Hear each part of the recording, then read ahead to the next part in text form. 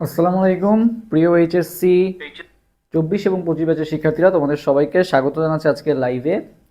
So তোমরা যারা আজকে লাইভে যুক্ত হয়েছো একটু কমেন্ট করে জানাও যে সাউন্ডটা ক্লিয়ার শোনা যাচ্ছে নাকি এবং ভিডিওটা ক্লিয়ারলি দেখা যাচ্ছে নাকি। সবাই একটু কমেন্ট করে জানাও তো।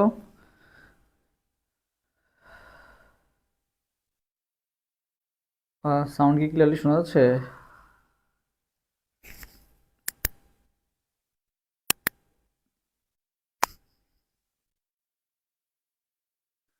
কে, সবাই দ্রুত যুক্ত হয়ে যাও। তো তোমরা যারা আজকে লাইভে যুক্ত হয়েছো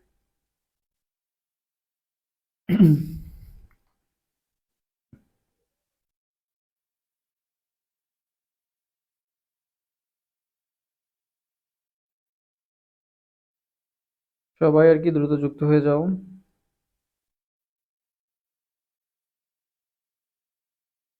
তাহমিনা ইসলাম মায়া কমেন্ট করছে, আসসালামু আলাইকুম। ওয়ালাইকুম আসসালাম। কেমন আছো? আহ তোমাদের জয়েন হওয়ার জন্য অপেক্ষা করতেছি আর কি। একটু সবাই শেয়ার করে দিও লাইভটা, যারা যারা লাইভে যুক্ত হয়েছো।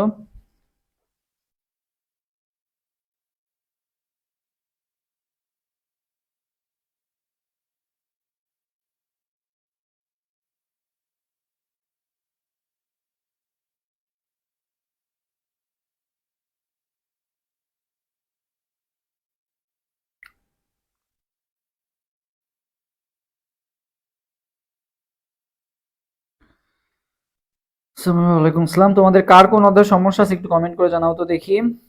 কার কোন কোন অধ্যায়ের সমস্যা আছে এবং কোন সাবজেক্টের সমস্যা আছে, নেক্সটে তোমরা কে কোন সাবজেক্টের ক্লাস চাও সেটাও আমাকে বলো। আমি তাহলে ইনশাল্লাহ তোমাদের জন্য সেরকম ক্লাসের আয়োজন করব।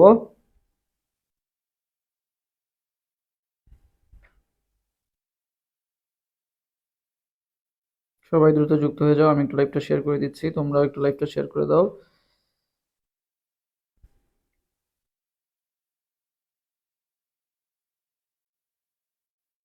আসসালামু আলাইকুম ভাই। ওয়ালাইকুম আসসালাম। সাস্টের জন্য ক্লাস না হলে ভালো হতো। সাস্টের তো টাইমই নাই, সাস্ট তো পরশু দিনই মানে এক্সাম, 13 তারিখ নেই সাস্টের এক্সাম। ওকে, আর 1 মিনিট অপেক্ষা করবো, তারপরে শুরু করবো। ওকে। বায়োলজি লাগবে? বায়োলজি তো আমি অলরেডি জুওলজি কালকে নিছি। কালকে আমি জুওলজি কিন্তু ক্লাস নিছি। ওকে, কালকে আমি জুওলজি ক্লাস নিছি। আর বোটানিটা বাকি আছে, বোটানিটা নিব। নেক্সট আইসিটি ক্লাসও তোমাদের লাগবে আমি জানি। যা যা লাগবে সবকিছুই পাবা অ্যাডমিশন ওয়ারিয়ার্স থেকে।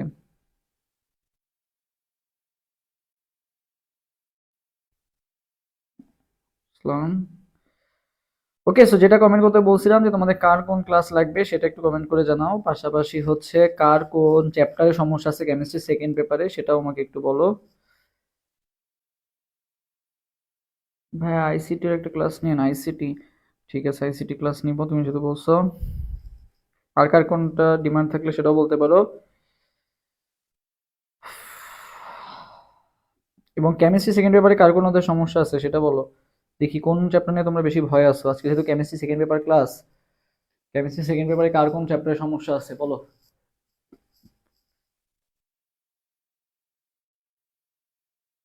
আর 30 সেকেন্ড অপেক্ষা করবো আর কি। ওকে, তারপরে শুরু করবো। ভাই অর্গানিক, এমএস অর্গানিক নামকরণ আর ইউজনিক ইম্পর্টেন্ট একটা আসতে পারে আর নামকরণ থেকে। আচ্ছা, একটা থাকবে অর্গানিক থেকে। আর কোনো করতে নেই। আচ্ছা, ওকে, আর 30 সেকেন্ড, 30 সেকেন্ড, আর বেশিক্ষণ না, 30 সেকেন্ড অপেক্ষা করি। তোমরা কমেন্ট করতে থাকো। জি ভাইয়া, তবু একটু গাইডলাইন দিলে ভালো হতো। সাস্টের আসলে সত্যি কথা বলতে, যেটা সাস্টের কোশ্চেন প্যাটার্ন আসলে কোনো ভার্সিটির সাথে খুব একটা মিলে না, ওটা engineering standard plus varsity standard. So সাস্টের ক্ষেত্রে আমি যেটা সাজেস্ট করবো তোমাকে সেটা হচ্ছে নেগেটিভ মার্কিং একটু কম খাবা সাস্টের ক্ষেত্রে। আর হচ্ছে ইঞ্জিনিয়ারিং টাইপের কোশ্চেন হয়, বায়োলজি খুব একটা কঠিন হয় না, বাট ম্যাথ ট্যাথ একটু ভালোই, যেহেতু ক্যালকুলেটর অ্যালাউ, সো একটু ওইরকম লেভেলেরই হয়। তো সাস্টের জন্য যেটা করতে পারো, এখন আপাতত কোশ্চেন ব্যাংকই দেখো ভালো মতো। এখন এই মুহূর্তে আসলে সব পড়ে তুমি পারবাও না। তো আপাতত তুমি কোশ্চেন ব্যাংকগুলোই ভালো মতো একটু দেখো। আর রিল্যাক্সে এক্সাম দাও, সাস্টের এক্সাম খুব একটা কঠিন হবে এমনটা না। রিল্যাক্সে দাও, ভালো ইনশাল্লাহ হয়ে যাবে। ওকে। হ্যাঁ, ম্যাথ কয়টা আসতে পারে? কিসে ম্যাথ কয়টা আসতে পারে? কেমিস্ট্রিতে? কেমিস্ট্রিতে ম্যাথ কয়টা আসতে পারে? আচ্ছা, কেমিস্ট্রিতে ম্যাথ আর ইউতে একটু আসে আর কি, বাট ছোটখাটো ম্যাথ আমি আজকে দেখাই দিব। এই ম্যাথগুলো করে যাও, ইনশাল্লাহ এই ম্যাথগুলো থেকেই কমন পারবা বা এই রিলেটেড গুলাই আসবে আর কি। ওকে, সো আর ইউ ম্যাথ নিয়ে খুব একটা পেইন নেওয়ার ইয়া নাই, ছোটখাটো ম্যাথ আজকে দেখবা যে কিভাবে আমরা খুব সহজে মাত্র 30 সেকেন্ডে দেখে উত্তর বলে দিতে পারি, এরকমও কিছু ম্যাথ তোমাদেরকে দেখাবো। সো ইনশাল্লাহ ক্লিয়ার হয়ে যাবে। ওকে, আচ্ছা এক মিনিট, কিরকম এটা গেল ভাই? আচ্ছা, অর্গানিক অর্গানিক ওকে, অর্গানিক পড়ি না এখনো। শর্ট সিলেবাস থেকে কি প্রশ্ন আসবে না ফুল? শর্ট সিলেবাস থেকে 90% কোশ্চেন আসবে আর কি। ওকে, আচ্ছা আচ্ছা, সবাই একটু লাইভটা শেয়ার করে দাও তো দেখি, যারা যারা লাইভে যুক্ত হয়েছো সবাই একটু লাইভটা শেয়ার করে দাও। আমি আর বেশিক্ষণ অপেক্ষা করবো না, সবার যুক্ত হওয়ার জন্য টাইম নিচ্ছিলাম। তো সবাইকে একটু লাইভটা শেয়ার করে দাও, যার যার ইয়া থেকে। দেখি কে কে শেয়ার করছো, একটু কমেন্ট করো তো দেখি। তোমরা সবাই শেয়ার করে দাও, তাহলে ইনশাল্লাহ সামনে তোমাদের জন্য আরো এত কষ্ট করে ক্লাস নিচ্ছি। আমার আজকে একটা প্রোগ্রাম ছিল, সকল প্রোগ্রাম ক্যান্সেল করে আসছে। আজকে জেলা সমিতির একটা প্রোগ্রাম ছিল, তো সেই জেলা সমিতির প্রোগ্রাম ক্যান্সেল করে আসলাম। আমার নিজেরও ক্লাস ছিল আর কি, ভার্সিটিতে অনলাইনে ক্লাস হচ্ছিল একটু আগেও। তো সবকিছু ক্যান্সেল করে আসছি তোমাদের জন্যই। সো তোমরা একটু তোমাদের জায়গা থেকেও সাপোর্ট দাও আমাদেরকে, ইনশাল্লাহ দুইজনে একসাথেই আমরা সফল হব। ওকে, আচ্ছা সবাই একটু শেয়ার করে দাও দেখি, কে কে শেয়ার করছো দেখি। তোমরা শেয়ার করে কমেন্ট করো দেখি, শেয়ার ডান, একটু কষ্ট করে শেয়ার করে দিও। 3 4 5 স্টার্ট করে স্লট। আচ্ছা ক্লিয়ার আশা করি। ওকে, সবাই একটু শেয়ার করে দাও দেখি, কে কে শেয়ার করছো একটু কমেন্ট করে দেবে। শেয়ার ডান দেখতে চাই। তড়িৎ রসায়ন, আচ্ছা তড়িৎ রসায়নের সমস্যা, তড়িৎ রসায়নে কোন জায়গাটায় সমস্যা সেটা একটু বলো, তাহলে স্পেসিফিক ভাবে ওইটা আমি সলভ করে দিব। ওকে, প্যারা নেই। আচ্ছা তো শুরু করি। দেখো 1 নাম্বার কোশ্চেনটা কি বলছে যে নাইট্রোজেনকে আদর্শ গ্যাস ধরলে কত গ্রাম নাইট্রোজেনের জন্য পিভি ইকুয়াল টু 0.2RT সমীকরণটি প্রযোজ্য। সো 1 নাম্বার কোশ্চেনে দেখা যাচ্ছে, হ্যাঁ দেখা যাচ্ছে ক্লিয়ারলি। ওকে, সো 1 নাম্বার কোশ্চেনের আনসার সবাই একটু দিয়ে দাও। ভাইয়া শেয়ার ডান। শারমিন আক্তার সুবর্ণা, ধন্যবাদ শারমিন আক্তার সুবর্ণা, তোমার এই কন্ট্রিবিউশনটা অ্যাডমিশন ইয়ার্স মনে রাখবে, এন্ড ইনশাআল্লাহ তুমি অনেক ভালো করবা লাইফে, দোয়া করি তোমার জন্য। ওকে, আচ্ছা তো সবাই আর কি এই কোশ্চেন আনসার দিয়ে দ্রুত দিয়ে দাও। 1 নাম্বার কোশ্চেনটার আনসার দ্রুত দিয়ে দাও, যে কি বলা হয়েছে নাইট্রোজেনকে আদর্শ গ্যাস ধরলে কত গ্রাম নাইট্রোজেনের জন্য পিভি ইকুয়াল টু 0.2RT সমীকরণ প্রযোজ্য। এই কোশ্চেন আনসার দাও সবাই।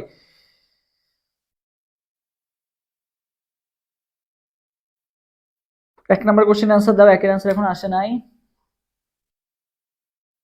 1 নাম্বার কোশ্চেনের আনসার এখনো আসে নাই, দ্রুত আনসার দিয়ে দাও। দেখো কি বলা হয়েছে যে তোমার নাইট্রোজেনকে আদর্শ গ্যাস ধরলে 0.2R2, আচ্ছা আমি কালারটা চেঞ্জ করি তাহলে বেটার হবে। দেখো 0.2RT সমীকরণটি প্রযোজ্য হবে। সো 1 নাম্বার কোশ্চেন আনসার দিয়ে দাও। ভাইয়া শেয়ার ডান। তাসনিয়া শ্রাবণী, অসংখ্য ধন্যবাদ তাসনিয়া শ্রাবণীকে। ফারজানা তাসনিমা বলছে শেয়ার ডান, ধন্যবাদ।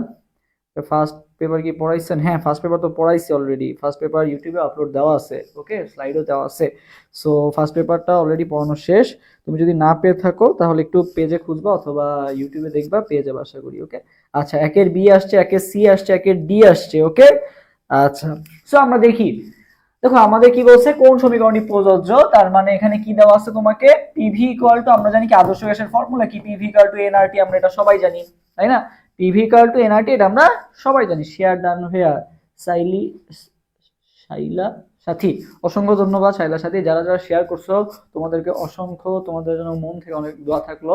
তোমরা অ্যাডমিশনার্সকে সাপোর্ট করতেছো, তোমাদেরকেও ইনশাআল্লাহ অ্যাডমিশন ইয়ার্স বেস্টটা দিয়ে ট্রাই করবে। ওকে, আচ্ছা সো দেখো PV equal two nRT, so এখানে 0.02 দেওয়া আছে, মানে 0.02, এটা কিসের মান ভাইয়া, এন এর মান। এন এর মান ভাইয়া কত, 0.02। এখন ভাইয়া এন এর মান 0.02 আমরা জানলাম, তো এন ইকুয়াল টু আবার কি লেখা যায় বলো তো, ডাব্লিউ বাই এম।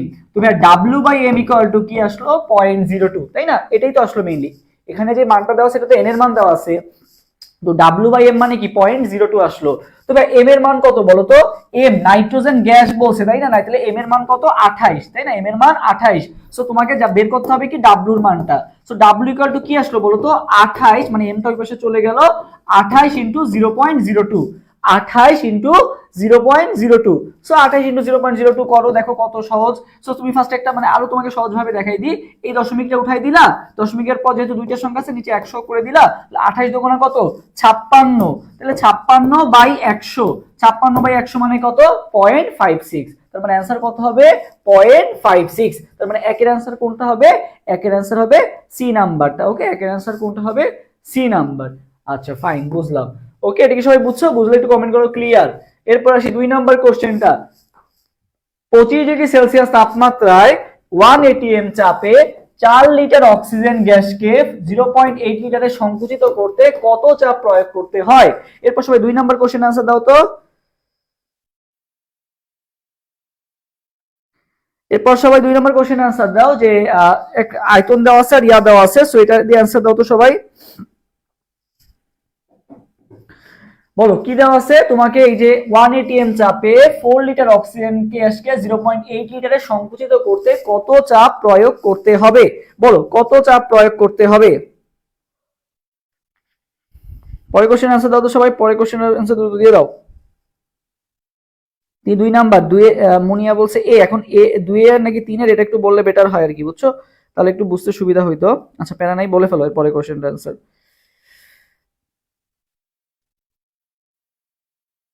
আচ্ছা 5 এটিএম, আচ্ছা দেখি আমরা, দেখো এটা 1 এটিএম দেওয়া আছে মানে পি এর মান দেওয়া আছে P1, এটা দেওয়া আছে তোমার V1।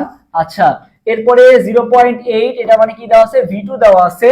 এরপরে তোমার চাইছে কি P2, ঠিক আছে, কত চাপ প্রয়োগ করতে হবে। তো আমি একটু করে ফেলি, আমি সূত্র কি জানি, PV P1 V1 equal to কি জানি P2 V2। ওকে, এই ফর্মুলা দিয়ে যদি আমি করি, দেখো P1 এর মান কত পেলাম 4, আর V1 এর মান কত, মানে P1 এর মান কত 1 আর V1 এর মান কত 4, তাইলে দুইটা মিলে একবারে আমি লিখে ফেলি 4 লিখলাম আর কি। ওকে, P2 আর V2, তো আমার বের করতে হবে তো ভাই P2 এর মানটা, তাই না? তাহলে P2 এর মানটা আমি রেখে দিলাম, আর V মান কত দেওয়া আছে 0.8 লিটার। ওকে, এখান থেকে আমি ক্যালকুলেশন করি। সো এবার আসি ভাই P2 ইকুয়াল টু, তাহলে কি আসতেছে দেখো তো, P2 ইকুয়াল টু আসতেছে 4/0.8। সো এই দশমিকটা উঠাই দিলাম, উপরে চলে যাবে 10, 40/8, তার মানে কত 5, 5 আর 40 না, তার মানে অ্যান্সার কত হবে 5 এটিএম। ওকে, তাহলে 2 এর অ্যান্সার কোনটা হবে, 2 এর অ্যান্সার হবে এ নাম্বারটা। তাহলে 2 এর অ্যান্সার কোনটা হবে ভাইয়া, 2 এর অ্যান্সার এ, 5 এটিএম। 2 এর অ্যান্সার কোনটা হবে এ নাম্বারটা। ওকে, সবার কাছে কি ক্লিয়ার হইছে? যদি ক্লিয়ার হয়ে থাকে তাহলে সবাই একটু কমেন্ট করো ক্লিয়ার। আচ্ছা নেক্সট কোশ্চেনে যাই। দেখছো আর ইউতে কিন্তু ম্যাথ রিলেটেড কোশ্চেনগুলো একটু বেশি আসে, বুঝছো? ছোট ছোট ম্যাথ, বাট ম্যাথ টাইপের জিনিসগুলো বেশি আসে, মুখস্থ থেকে ম্যাথ বেশি আসে, এটা মাথায় রাখবা।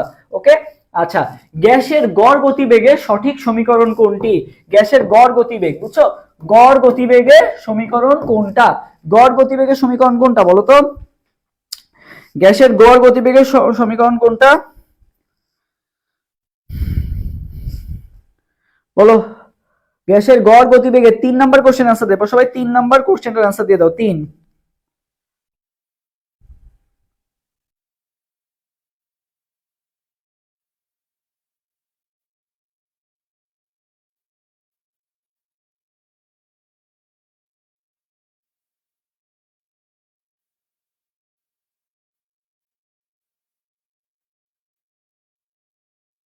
আচ্ছা ক্লিয়ার ক্লিয়ার। আচ্ছা এরপর 3 নাম্বার কোশ্চেন আনসার দাও 3, এরপর সবাই 3 নাম্বার কোশ্চেন আনসার দাও যে গড় গতিবেগের ফর্মুলা কি দেখি।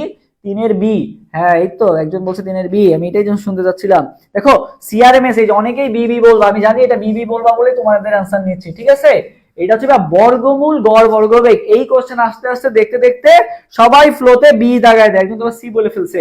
আরে না, সি তো হবেই না। দেখো C equal to root over 3RT/m, এটা তো সিআরএমএস বেগ। এটা কি বেগ?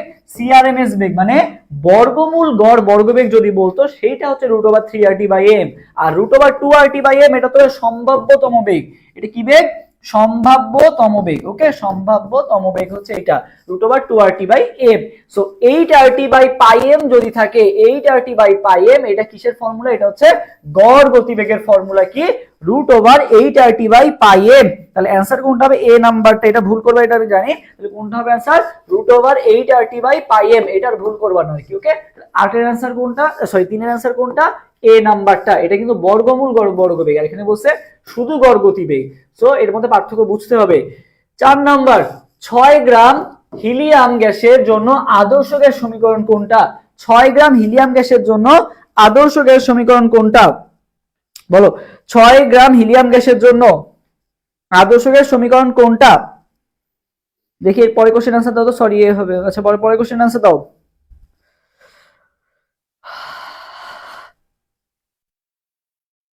ওকে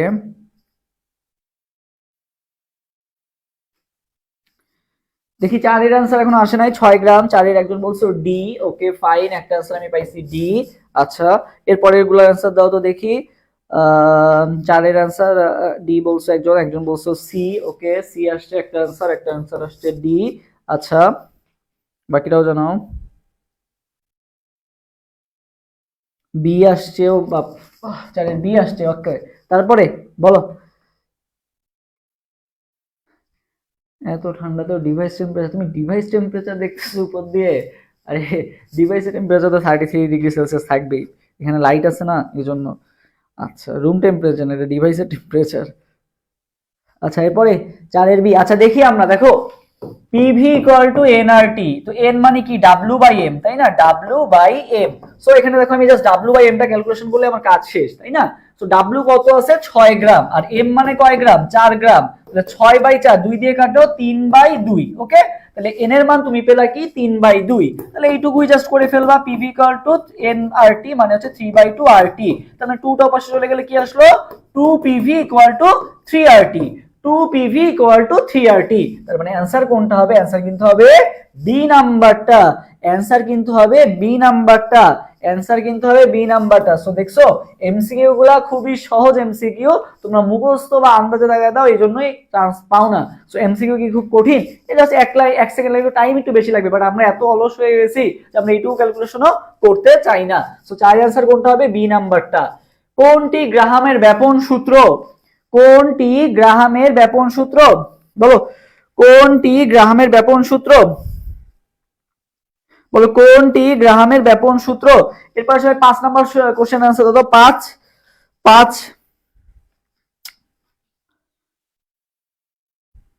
5 নাম্বার কোশ্চেন आंसर দাও। 5 ঠিক আছে এবার 5 ফাইটোকেমিস্ট্রি।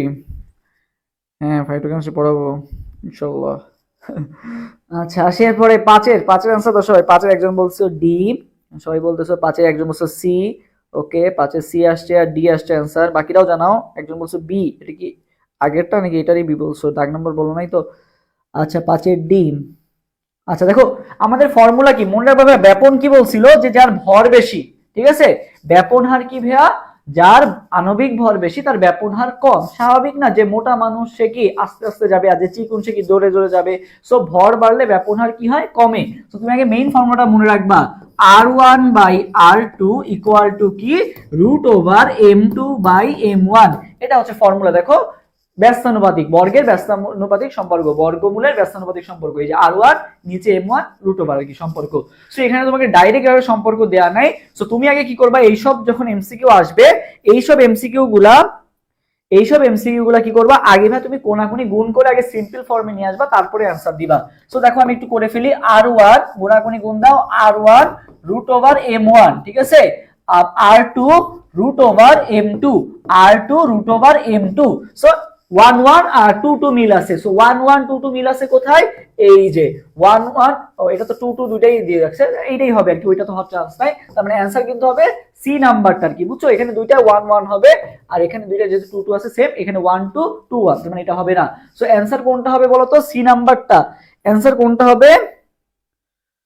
এখানে টাইপিং মিস্টেক আছে, হ্যাঁ টাইপিং মিস্টেক আর কি, বুঝছো? তার মানে অ্যানসার কোনটা হবে? সি নাম্বারটা হবে। এটা তো হবেই না, কারণ এটা বর্গমূলের ব্যস্তানুপাতিক বর্গ ছিল, জাস্ট সমানুপাতিক দিয়ে রাখছে, এটাও হবে না, ঠিক আছে? কারণ বর্গমূল হবে। সো অ্যানসার কোনটা হবে? অ্যানসার কিন্তু হবে সি নাম্বারটা। ওকে আচ্ছা 5-এর অ্যানসার 5 নাম্বার শেষ। এবার 6 প্রমাণ অবস্থায় 4.4 গ্রাম কার্বন ডাই অক্সাইডের আয়তন কত লিটার? বলো বলো 4.4 গ্রাম কার্বন ডাই অক্সাইডের আয়তন কত লিটার? হ্যাঁ রাজশাহীতে হচ্ছে ম্যাথ রিলেটেড কোশ্চেন গুলো বেশি আসে, তো আজকে তোমাদের আমি ম্যাথ গুলো এমন ভাবে শিখাই দিচ্ছি, ম্যাথ দেখবা যে রাজশাহী বিশ্ববিদ্যালয়ে জ্ঞানমূলক কম আসে। আগেই বলছি ক্লাস শুরুতে, যেখানে ম্যাথ টাইপের বা ইকুয়েশন টাইপের জিনিসপাতি বা সম্পর্ক রিলেটেড জিনিসপাতি বেশি আসে। দেখতেই পাচ্ছ কোশ্চেন প্যাটার্ন গুলা, বুঝতেই পারতেছো। সো প্রমাণ অবস্থায় 4.4 গ্রাম কার্বন ডাই অক্সাইডের আয়তন কত লিটার? 4.4 গ্রাম, 4.4 গ্রাম বলো। 4.4 গ্রাম,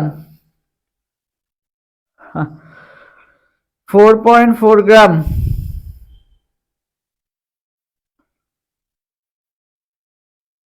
আমাদের টপার ভাইয়া চলে আসছে, সাবিত হোসেন সিয়াম।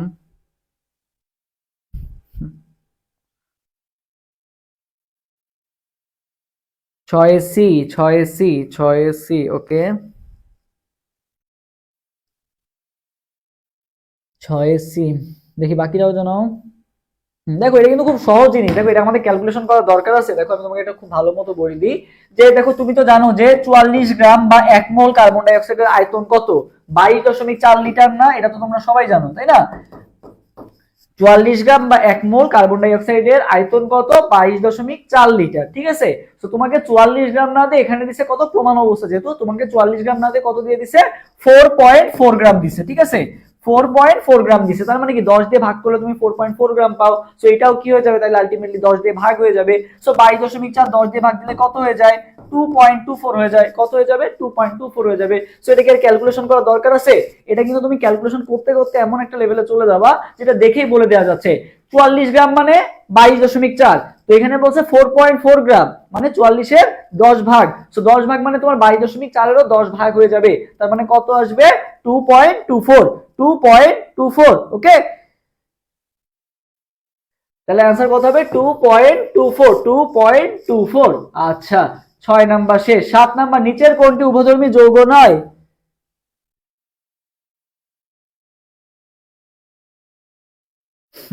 আচ্ছা আসি, নিচের কোনটি উভধর্মী যৌগ নয় বলো তো? নিচের কোনটি উভধর্মী যৌগ নয়? নিচের কোনটি উভধর্মী যৌগ নয়? উভধর্মী যৌগ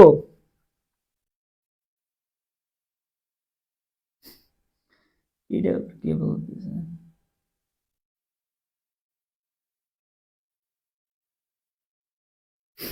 আচ্ছা আসি, দেখো উভধর্মী যৌগ, তবে উভধর্মী যৌগের কাহিনীটা কি? হ্যাঁ, উভধর্মী যৌগের কাহিনীটা কি ভাইয়া? যারা এই যাদেরকে আমি H প্লাস অ্যাডও করতে পারবো অথবা H প্লাস রিমুভও করতে পারবো তাদেরকে আমি কি বলবো? উভধর্মী, ঠিক আছে। অ্যাডও করা যাবে, রিমুভও করা যাবে। সো দেখো HSO4 মাইনাস তুমি যদি অ্যাড করো একটা হাইড্রোজেন তাহলে কি আসবে? H2SO4 আসবে। আর যদি একটা হাইড্রোজেন বাদ দাও তাহলে কি আসবে? SO4 2 মাইনাস আসবে। তার মানে ভাই আমি এটাকে দুইটা অবস্থায় রাখতে পারতেছি, তার মানে এটা উভধর্মী, ওকে। সো এটা হবে না, উভধর্মী যৌগ নয় বলছে।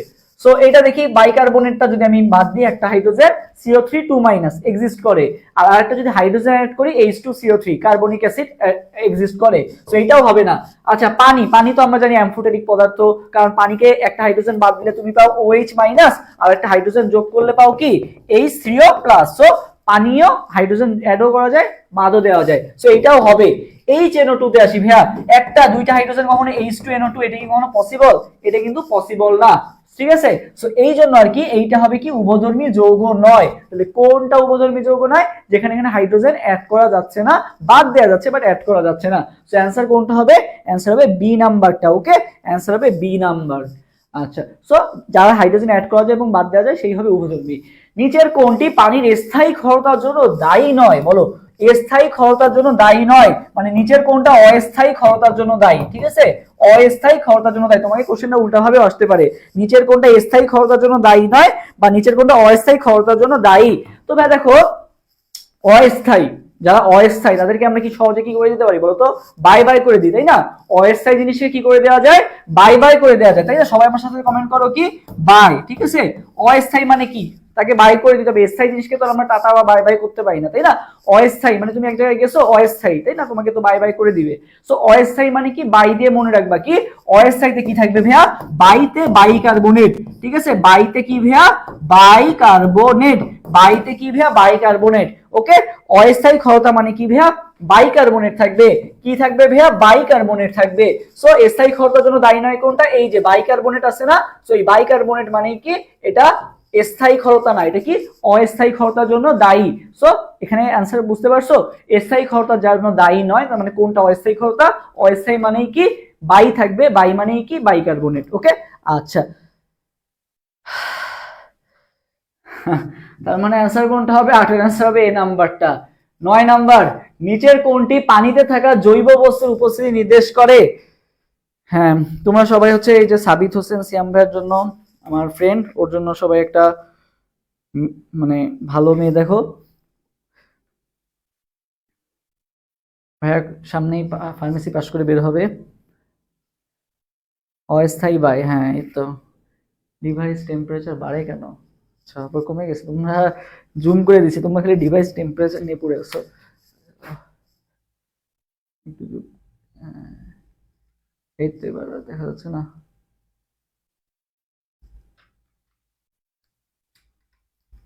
এবার পারফেক্ট আছে, তাই না?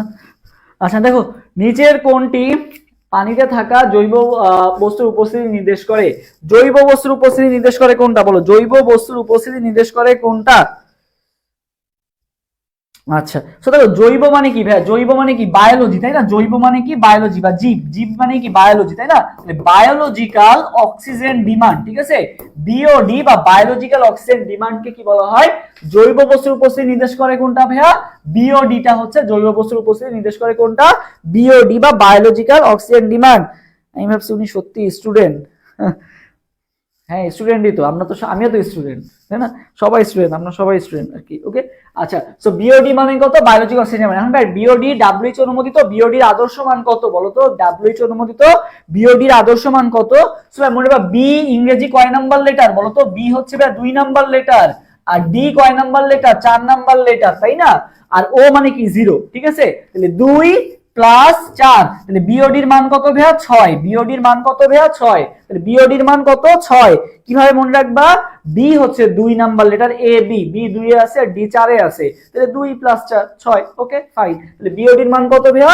2 প্লাস 4 মানে হচ্ছে 6। বিওডির মান কত? 6। ওকে, আচ্ছা এটা মনে রাখলাম। এরপর নেক্সটে যাই, দেখা যায়। আচ্ছা, 27 ডিগ্রি সেলসিয়াস তাপমাত্রায় 7 গ্রাম নাইট্রোজেন, বুঝছো? 27 ডিগ্রি সেলসিয়াস তাপমাত্রায় 7 গ্রাম নাইট্রোজেন গ্যাসের জন্য আদর্শ গ্যাস সমীকরণ কোনটি? বলো তো দেখি এটার অ্যান্সার কোনটা হবে? আদর্শ গ্যাস সমীকরণ কোনটা? এরপরে কোশ্চেন আনসার দাও। টিডিএস এর রিমাইন্ড করে দেন, টিডিএস এর মান হচ্ছে টোটাল ডিজলভ সলিড, ঠিক আছে? টিডিএস মানে কি? Total dissolve solid. Solid, sodium ক্লোরাইডও কি একটা সলিড না? সোডিয়াম ক্লোরাইড মানে কি? লবণ। লবণও কি একটা সলিড পদার্থ না? তাইলে সোডিয়াম ক্লোরাইড আর টিডিএস দুইটাই কত মনে রাখবা? 500 ppm, ঠিক আছে? টিডিএস কত আর সোডিয়াম ক্লোরাইড দুইটাই কত? 500। টিডিএস ও 500, সোডিয়াম ক্লোরাইডও কত? 500। টিডিএস ও 500 আর সোডিয়াম ক্লোরাইডও কত? 500। আচ্ছা, সো এটার आंसर আসছে বি বলছো, বি বলছো। ওকে, দেখো আমরা একটু করি। দেখো এই ক্যালকুলেশনটা খুবই সহজ। 27 ডিগ্রি সেলসিয়াস তাপমাত্রা, সো এটাকে আগে তুমি কেলভিনে কনভার্ট করে নাও। 27 ডিগ্রি সেলসিয়াস মানে 27 প্লাস 273 মানে 300 কেলভিন। Okay fine. আচ্ছা, এবার আমরা একটু ফর্মুলাটা লিখি। PV equal two nRT. N মানে কি? W by M. ডাব্লিউর মান কত দেওয়া আছে? 7। আর নাইট্রোজেন যেহেতু গ্যাস, তার মানে এর ভর কত হবে? 28 হবে আর কি, ঠিক আছে? আচ্ছা, N equal to W by M আমি বসাইছি, আর আমি আর এর মতোই রেখে দিব। টির মান কত বসাবো? 300 বসাবো। কত বসাবো? 300 বসাবো। আচ্ছা, এবার আসি, দেখো খুব সহজ আমি কিভাবে ক্যালকুলেশনটা করে দিই, দেখো 1 সেকেন্ডেই হয়ে যাবে। আচ্ছা, তো দেখো এই যে 7 ভাই 28 মানে কত আসতেছে বলো তো? 1/4, ঠিক আছে? 4 7 28, সো এই 4 দিয়ে তুমি 300 রে কাটো, দেখো কত পাও বলো তো? 75 পাও। কত পাও? 75 পাও। 4 75 কত? 300। 4 75 কত? 300। সো আমি কত পাচ্ছি? পিভি ইকুয়াল টু 75 আর। পিভি ইকুয়াল টু কত পাচ্ছি? 75 আর। পিভি ইকুয়াল টু কত? 75 আর। ওকে, 10 এর आंसर কিন্তু বি। এটা কি খুব কঠিন? খুব সহজ কিন্তু আর কি। ওকে, আর ইউ 23-24 সালে আসা কোশ্চেন। সো আর ইউ ক্যালকুলেশনগুলো সহজই হয়, তোমরা জাস্ট ভয় পেয়ে যাও বলেই মেইন ঝামেলাটা বাঁধে। আচ্ছা দেখো, সব ম্যাথ রিলেটেড জিনিসপাতি বেশি আসতেছে। যদি 5 লিটার কোনো গ্যাসের চাপ ও কেলভিন তাপমাত্রা দ্বিগুণ হয় তাহলে তার আয়তন কত? বলতো 5 লিটার কোনো গ্যাসের চাপ ও কেলভিন তাপমাত্রা কি হইছে? দ্বিগুণ হইছে, তাহলে তার আয়তন কত হবে?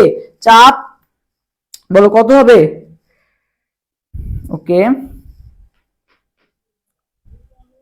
চাপ আর কেলভিন তাপমাত্রা কি হইছে? দ্বিগুণ হইছে, তাহলে তার আয়তন কত হবে? বলো বলো দ্রুত দ্রুত। চাপ আর কেলভিন তাপমাত্রা কি হইছে? দ্বিগুণ হইছে। ওকে ওকে, आंसर এখন আসে নাই। সো তার আয়তন কত হবে? সো এটা কোন ফর্মুলা হবে বলো এখনো? আচ্ছা, সো আমি দেখিয়ে দেবো। P1 V1 by T1 P2 V2 by T2। Okay, so এটা হচ্ছে ফর্মুলা। সো তোমাকে বের করতে হবে কি? আয়তন, মানে V2 এর মানটা বের করতে হবে। ওকে, আমরা একটু ম্যাথটা করি। P1 V1 মানে কত দেখো তো? 5 লিটার কোনো গ্যাসের চাপ ও কেলভিন তাপমাত্রা কি হইছে? দ্বিগুণ হইছে, তাই না? সো আমার ফার্স্টে আমি P K P1 K P রেখে দিলাম যেহেতু চাপ পি। আচ্ছা, এরপরে V1 এর মান কত দেওয়া আছে?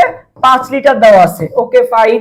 আচ্ছা, আর T1 এর মান কত? তাপমাত্রা তো ফার্স্টে টি ধরে নিতে হবে, এরপরে বৃদ্ধি পায় কত হয়েছে সেটা আমরা পরে ক্যালকুলেশন করব। আচ্ছা, চাপ কি হয়েছে? চাপ ও কেলভিন দ্বিগুণ হয়েছে, তার মানে চাপ আগে ছিল পি, এখন তাইলে হয়ে যাবে কি 2p, যেহেতু চাপ কি হয়েছে? দ্বিগুণ হয়েছে। আচ্ছা, আর আয়তন তো আমার বের করতে হবে, তার মানে আমার V2 টা বের করতে হবে। আর হচ্ছে টি এর মান, টি কি বলছে? টিও দ্বিগুণ হয়েছে, তার মানে টি তখন কি হয়ে যাবে? 2t হয়ে যাবে আর কি। ওকে, এইটা হচ্ছে আমরা এই ম্যাথ থেকে জানতে পারলাম। এবার আসি ক্যালকুলেশনটা করি। দেখো টি আর টি কাটা, ওকে, পি আর এই পি কাটা, তাহলে থাকতেছে কি দেখো তো? এই পাশে থাকতেছে শুধু 5, 5 ইকুয়াল টু কি থাকতেছে? এই 2 আর এই 2 ও কাটা, 5 ইকুয়াল টু কি থাকতেছে বলো তো? V2 থাকতেছে। ঠিক আছে, 5 ইকুয়াল টু কি থাকতেছে? V2। ওকে, হ্যাঁ, 5 ইকুয়াল টু কি থাকতেছে? V2।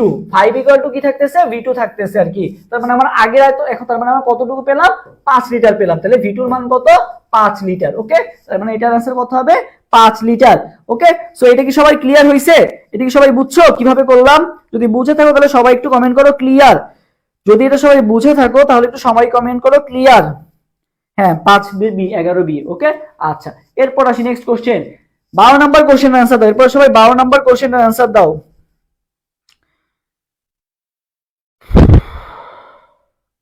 এরপর সবাই 12 নাম্বার কোশ্চেনের आंसर দাও। 12।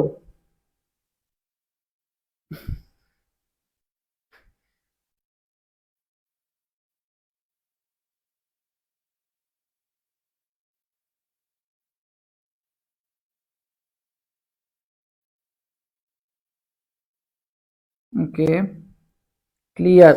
ওকে, জান্নাতুল আমি বলছি ক্লিয়ার। 10 নাম্বারটা আরেকবার দেখেন, 10 নাম্বার কোনটা?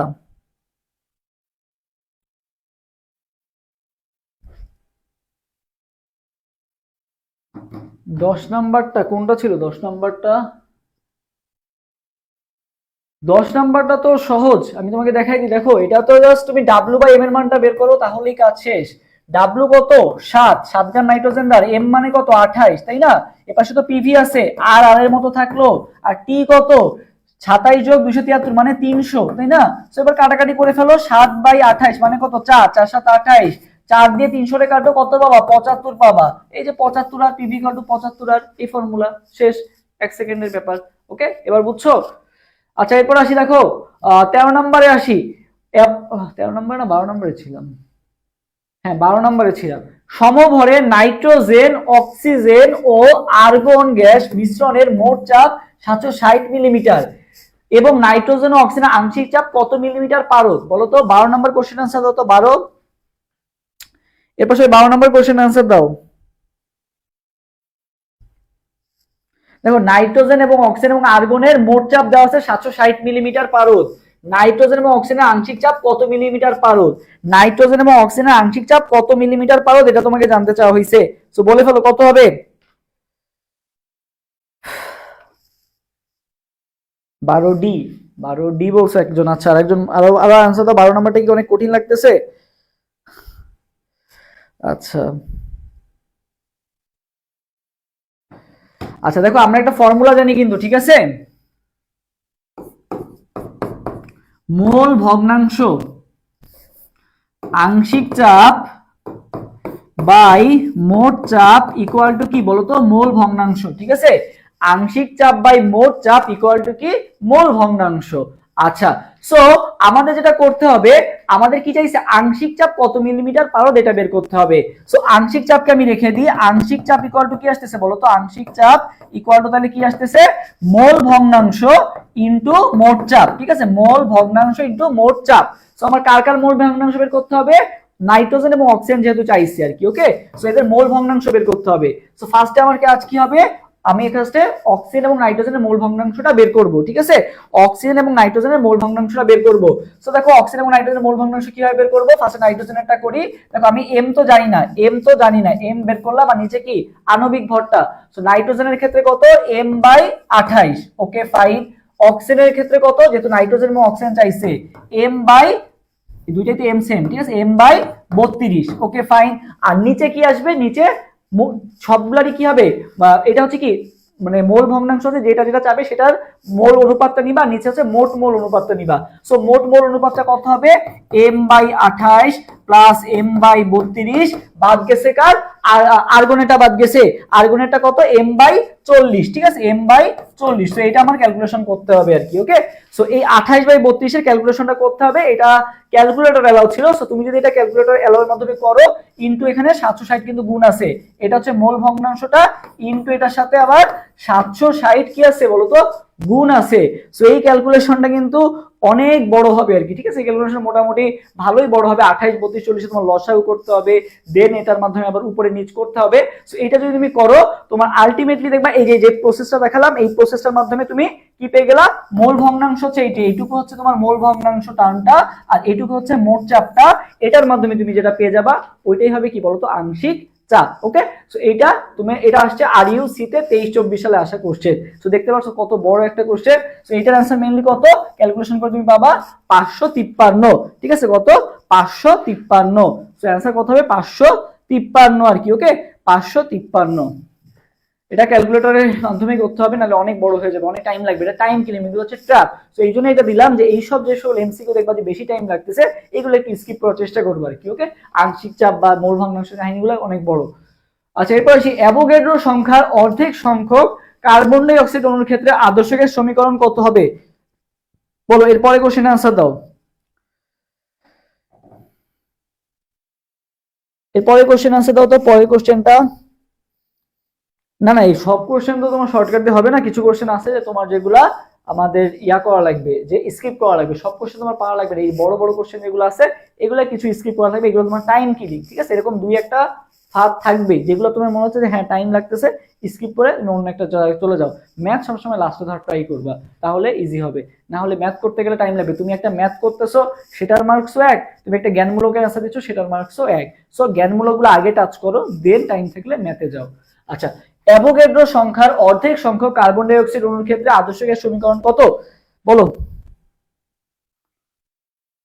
দেখো এন এর মান কত আছে, দেখো আমরা x/na, ঠিক আছে, n ইকুয়াল টু কিন্তু একটা ফর্মুলা আছে, n ইকুয়াল টু আমরা w/m, এটা তো জানি সবাই, ঠিক আছে। আর একটা কিন্তু ফর্মুলা আছে x/na, n ইকুয়াল টু কি x/na, n ইকুয়াল টু কি x/na।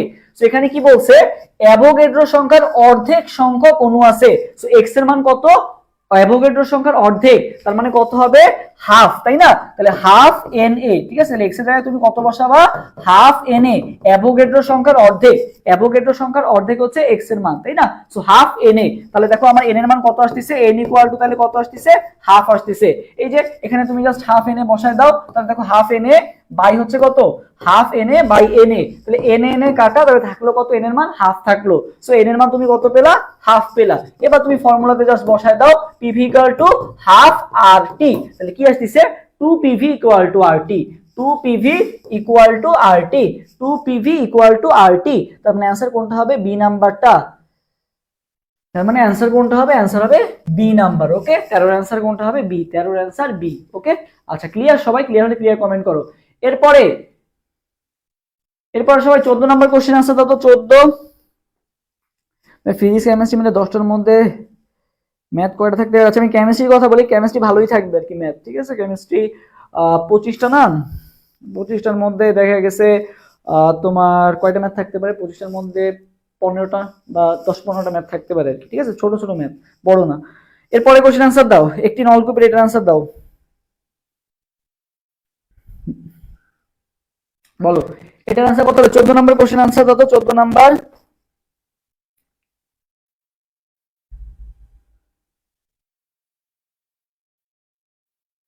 রিদি বলছে ভাই আরেকবার বুঝান, আরেকবার দেখো, আমি তোমাকে আরেকবার বলি। দেখো এখানে হচ্ছে তোমাকে অ্যাভোগাড্রো সংখ্যা অর্ধেক সংখ্যক কার্বন ডাই অক্সাইডের সংখ্যা বলা আছে, ঠিক আছে।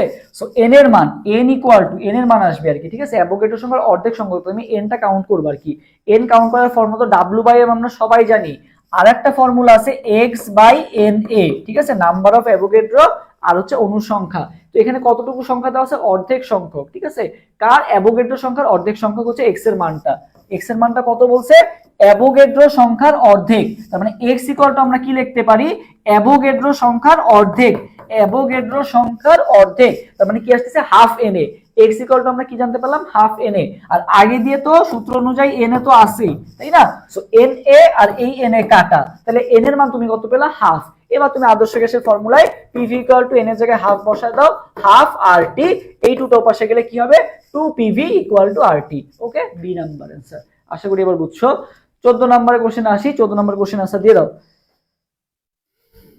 দেখো 14 নম্বর কোশ্চেনে দেখো কি বলা হয়েছে ppm এককে। তোমরা ppm মানে কি বলো তো মিলিগ্রাম পার লিটার। সো এখানে দেখো তোমাকে যে মানগুলো দেওয়া আছে, যে মিলিগ্রামও দেওয়া আছে, আয়তন লিটারেও দেওয়া আছে, তার মানে এটাই হবে কি আমার পার্টস পার মিলিয়নে ppm এককে কত হবে, এই 0.05 হবে। ঠিক আছে, যেটা দেওয়া আছে ওইটাই হবে, মিলিগ্রাম পার লিটার তোমার কি হবে 0.05। ঠিক আছে, মিলিগ্রাম পার লিটার মানে কত হবে 0.05। ওকে, আচ্ছা এরপর আসি।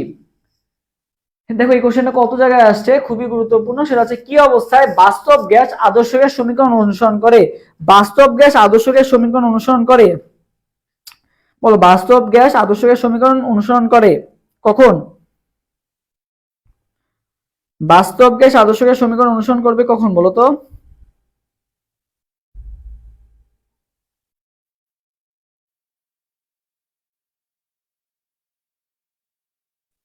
বাস্তব গ্যাস আদর্শ গ্যাস সমীকরণ অনুসরণ করবে কখন বলো তো?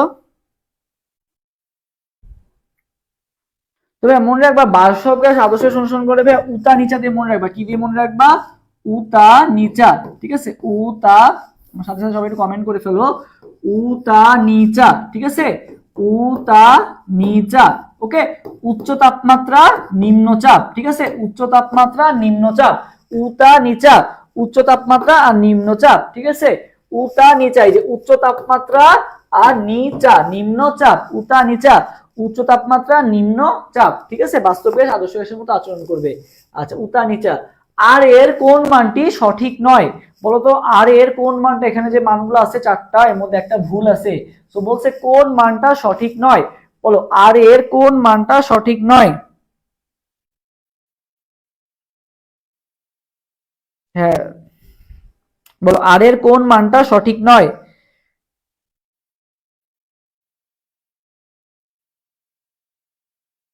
আর এর কোন মানটা সঠিক নয় বলো তো দেখি।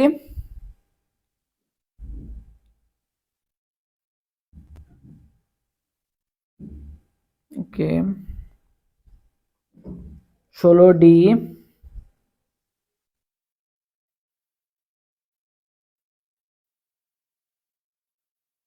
15D। আচ্ছা 15 নম্বর, 16 নম্বর। দেখো আর এর মানগুলো আমরা একটু দেখি। দেখো এসআই এককে আর এর মান কত?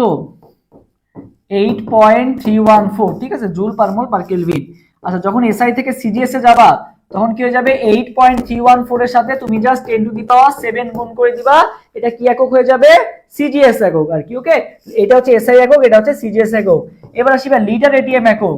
লিটার এটিএম একক এর কত, 0.0821, এটা হচ্ছে লিটার এটিএম একক। Okay fine. এরপর আসি ক্যালোরি একক 1.987, উল্টা যাবে 987, এটা হচ্ছে ক্যালোরি একক। ওকে, আর ফুড পাউন্ডাল একক একটা আছে 2783.63, এটা হচ্ছে ফুড পাউন্ডাল একক 2783.63। ওকে, তাহলে দেখো আমাদের সবগুলো একক আমরা একসাথে পড়লাম, 5টা একক আছে টোটাল। তো দেখো 0.0821। ওকে ফাইন, এটা ঠিক আছে। 8.31 এই যে আরগে আছে, মানে সিজিএস এককে আছে, এই যে সিজিএস একক থাকলে কি হবে 10 টু দি পাওয়ার 7 থাকবে। ওকে, এটাও ঠিক আছে। আচ্ছা ক্যালোরি একক কত বলছি, 1.987, উল্টা। সো এটাও ঠিক আছে।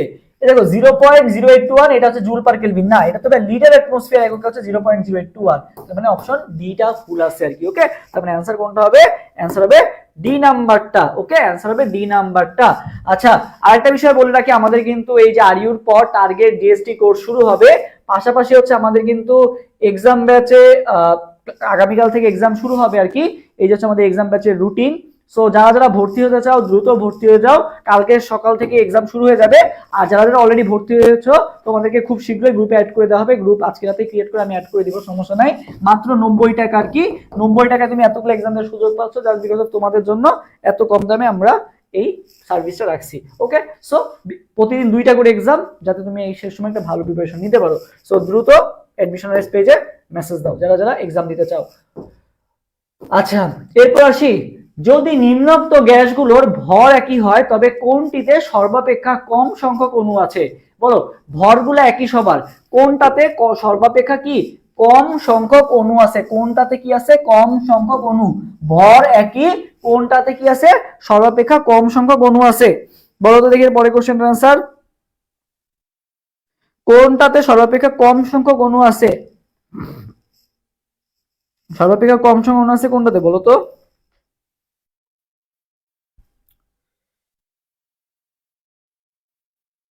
টেলিগ্রামে বাদ এক্সাম নেন?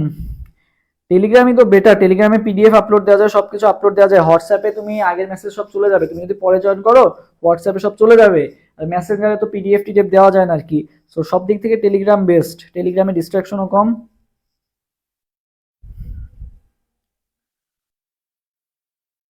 আচ্ছা এরপরে কোশ্চেন আনসার দাও। হ্যাঁ হ্যাঁ ঠিক আছে, যে হ্যাঁ মাইশা মনে হলো ঠিক, তোমারটা ঠিক আছে। 17D 17B, okay fine. আচ্ছা দেখি, তো দেখো ভর একই বলছে তাই না, মানে আমরা জানি n ইকুয়াল টু, দেখো বলছে কোনটাতে সর্বাপেক্ষা কম সংখ্যক অণু আছে। কম সংখ্যক অণু আমরা জানি কি, যেটার মোল সংখ্যা বেশি সেটাই বেশি সংখ্যক অণু থাকবে, যেটার মোল সংখ্যা কম সেটাই কম সংখ্যক অণু থাকবে। সো এখানে বলছে কোনটায় কম সংখ্যক অণু আছে, মানে যার মোল সংখ্যা কম আর কি কম সংখ্যক অণু থাকবে। সো তুমি মোল ক্যালকুলেশনটা করবা। So n equal to W/m, ঠিক আছে। সো ভাই W তো সবগুলোর ক্ষেত্রে কি ফিক্সড, যেহেতু ভর একই তার মানে সবগুলোরই W কি সেম। সো তোমাকে বলছে কম সংখ্যক অণু আছে, তার মানে কি তোমার n এর মানটা কমাতে হবে। আর n এর মানটা কখন কমবে, যখন তুমি m বড় হবে, মানে m বড় সংখ্যা যত বড় হবে n এর মান তো ততই কমবে, ব্যস্তানুপাতিক সম্পর্ক না। m এর মান যত বাড়বে n এর মান কি তত কমবে। সো তুমি দেখবা যে কার m এর মান বা কার আণবিক ভরটা সবচেয়ে বেশি আসে তার ক্ষেত্রেই হবে অ্যানসারটা। ওকে, সো দেখো আর্গন কত 40, ঠিক আছে। কার্বন মনোক্সাইড কত দেখো তো, কার্বন হচ্ছে 12 আর অক্সিজেন হচ্ছে 16, 28 আসতেছে তাই না। আচ্ছা ক্লোরিন কত আসতেছে ভাইয়া 71, ঠিক আছে। ক্লোরিন হচ্ছে 35.5, দুইটা মিলে 71। সালফার ডাইঅক্সাইড, সালফার কত ভাইয়া 32, আর অক্সিজেনও কত এখানে 32, কত আসতেছে 64। তার মানে অ্যান্সার কোনটা হবে, যেটার এম বেশি, তার মানে অ্যান্সার কোনটা হবে ক্লোরিন। অ্যান্সার কোনটা হবে বলো তো, ক্লোরিন। অ্যান্সার কোনটা হবে ক্লোরিন। ওকে, অ্যান্সার কোনটা হবে ক্লোরিন। SO2 দেখতে বড় হলে কি হবে, ক্লোরিন হবে অ্যান্সার। ওকে, বি হবে। আচ্ছা কোনটি লুইস ক্ষারক, এরপরে কোশ্চেন আনসার দাও, কোনটা লুইস ক্ষারক। আর আজকের ক্লাসে যারা পিডিএফ লাগবে সবাই ক্লাসটা শেয়ার করে দাও, শেয়ার করে স্ক্রিনশট দিলে তোমাদেরকে আজকের ক্লাসে পিডিএফ দিয়ে দেওয়া হবে আর কি। ওকে, আজকের ক্লাসে যাদের পিডিএফ লাগবে সবাই শেয়ার করে স্ক্রিনশট পেজে দিবা, তোমাদেরকে পিডিএফ দিয়ে দিব।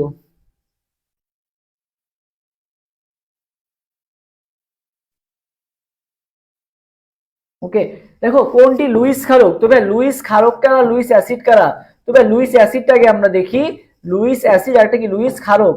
তবে লুইস অ্যাসিড কারা, লুইস ক্ষারক কারা, যারা মুক্তজোড় ইলেকট্রন, ঠিক আছে, মুক্তজোড় ইলেকট্রন, ঠিক আছে, যারা হচ্ছে কি করতে পারে বলতো লুইস অ্যাসিড, যারা মুক্তজোড় ইলেকট্রন গ্রহণ করে, মানে যাদের ফাঁকা অরবিটাল আছে তারা হচ্ছে লুইস অ্যাসিড। আর যারা ভাই মুক্তজোড় ইলেকট্রন দাতা তারা কি বলতো লুইস ক্ষার। যারা মুক্তজোড় ইলেকট্রন দাতা তারা হচ্ছে লুইস ক্ষার, যারা মুক্তজোড় ইলেকট্রন গ্রহীতা তারা কি বলতো লুইস অ্যাসিড। এই কনসেপ্টটা মনে রাখলেই হবে, ঠিক আছে, এই কনসেপ্টটা মনে রাখলেই হবে। আচ্ছা সো তুমি এখানে ফাইন্ড আউট করবে কোনটায় মুক্তজোড় আছে বলো তো দেখি, কোনটায় মুক্তজোড় আছে, কোনটায় মুক্তজোড় আছে বলো। সবাই সি বলতেছো, আচ্ছা দেখি BF3 বলতেছো সবাই। আচ্ছা দেখি বোরনের ভাই শেষ কক্ষপথে কয়টা ইলেকট্রন আছে, তিনটা তাই না। বেরিলিয়াম বোরন, বোরন 5, তার মানে কি 2 3, তার মানে শেষ কক্ষপথে কয়টা ইলেকট্রন আছে, তিনটা। ওকে, ফ্লোরিন, ফ্লোরিনও তো হিসেবে তিনটা যুক্ত হয়েছে তাই না, তার মানে এখানে মুক্তজোড় ইলেকট্রন তোমরা কোথায় পেলা, মুক্তজোড় ইলেকট্রন কি এখানে আছে, নাই। তো তোমাকে দেখতে হবে মুক্তজোড় ইলেকট্রন কোথায় আছে, AlCl3 এর ক্ষেত্রেও ভাই সেম। AlCl3 তো দেখো কি হইছে, AlCl3 তে কিন্তু অ্যালুমিনিয়াম তিনটা শেষ কক্ষপথে ইলেকট্রন আছে, ক্লোরিনের সাথে তিনটা যুক্ত হইছে, এখানে কিন্তু কোনো মুক্তজোড় নাই। বাট তুমি যদি তুমি CH3NH2 টাকে আঁকাও, CH3NH2 টাকে আঁকাও, দেখো এই যে কার্বন CH3, এই দুই পাশে তিন পাশে তিনটা CH3 NH2, ঠিক আছে, NH2। ওকে, সো এই দেখো নাইট্রোজেনের তিনটা পূর্ণ হইছে, কিন্তু নাইট্রোজেনে কিন্তু একটা কি থাকে, মুক্তজোড় ইলেকট্রন কিন্তু এখন একটা রয়ে গেছে আর কি, ঠিক আছে। তো এখানে কি আছে, মুক্তজোড় ইলেকট্রন আছে, কি আছে, মুক্তজোড় ইলেকট্রন আছে। নাইট্রোজেনের শেষ কক্ষপথে কয়টা ইলেকট্রন থাকে, 5টা। এই যে তিনটা বন্ড করছে, আরো একটা কি হয়ে গেছে, রয়ে গেছে। এই যে এখানে হচ্ছে মুক্তজোড় ইলেকট্রনটা আছে, তার মানে অ্যান্সার কোনটা হবে, 18 অ্যান্সার হবে এ নাম্বারটা। 18 অ্যান্সার হবে কোনটা, এ নাম্বারটা। ভাই একটা এমসিকিউ অনেক টাইম লাগতেছে, ঠিক আছে সমস্যা, তুমি পরে রেকর্ডেড করে নিও, আমার তো এরকম টাইমই লাগবে। আচ্ছা, সো অ্যান্সার কোনটা, 18 অ্যান্সার এ নাম্বারটা, CH3NH2। যাদের মনে হচ্ছে একটু টাইম বেশি লাগতেছে, তোমরা পরে রেকর্ডেড থাকবে, একটু করে নিও কষ্ট করে, আমি আসলে এর বিদেশি থেকে ফাস্ট পড়াতে পারি না। সো অ্যান্সার কোনটা হবে, CH3NH2। আশা করি এটা ক্লিয়ার হয়েছে যে এটা কিভাবে করতে হবে, আমাদের স্ট্রাকচার ওয়াইজ আগাইতে হবে। ওকে, আচ্ছা, সো অ্যান্সার এ নাম্বারটা। এরপরে যাই, নিচের কোনটি অ্যাসিড বৃষ্টির জন্য দায়ী নয়, অ্যাসিড বৃষ্টির জন্য দায়ী নয় কোনটা। সো অ্যাসিড বৃষ্টির জন্য দায়ী কোনটা, আমাকে মানে দায়ী কোনগুলো এটাকে আমাদের জানতে হবে। যদি বলে ভাই কোন কোন অ্যাসিড দায়ী, সেটা হচ্ছে কি কি অ্যাসিড দায়ী, সালফিউরিক অ্যাসিড দায়ী, সালফিউরাস অ্যাসিড, আর একটা কোনটা বলো তো, সালফিউরিক, সালফিউরাস, আর একটা হচ্ছে নাইট্রিক। এই তিনটা অ্যাসিড হচ্ছে দায়ী। আর যদি বলে ভাই কোন গ্যাস দায়ী, তাহলে হচ্ছে SO2 গ্যাস দায়ী। ওকে, এটা মাথায় রাখবা। BF3 কেমনে হয় ভাই, মানে BF3 কেন হবে, BF3 কে আমি বলছি, BF3 তো মুক্ত ইলেকট্রন নাই, BF এর বোরনের শেষ কক্ষপথে 3টা ইলেকট্রন আছে, ওরা তো তোমার আরো কি করতে পারে, মুক্ত ইলেকট্রন রাখতে পারে। বোরনের শেষ কক্ষপথে 3টা ইলেকট্রন আছে, ফ্লোরিনের সাথে 3টা যুক্ত হইছে, তার মানে কি ওদের ফাঁকা অরবিটাল রয়ে গেছে। সো যাদের ফাঁকা অরবিটাল আছে তারা কি মুক্তজ ইলেকট্রন গ্রহীতা, আর মুক্তজ ইলেকট্রন গ্রহীতা মানে কি, তারা লুইস অ্যাসিড, আর মুক্তজ ইলেকট্রন দাতা মানে কি, লুইস ক্ষার। ওকে, সো তোমাকে লুইস ক্ষার জিজ্ঞাসা করছিল। সো কি কি আছে, সালফিউরিক অ্যাসিড, সালফিউরাস অ্যাসিড, আর nitric acid. Nitric acid, sulphurous acid, sulphuric acid, তাহলে কোনটা দায়ী নয়, HCl-টা দায়ী নয়, তার মানে অ্যান্সার এ। ওকে, আচ্ছা, তার মানে 19 এর অ্যান্সার এ হবে। 19 এর অ্যান্সার বি কেমনে হয়, 19 এর অ্যান্সার এ। ওকে, আচ্ছা, নিচের কোনটি গ্রিন হাউস গ্যাস নয়, এরপরে কোশ্চেন আনসার দাও।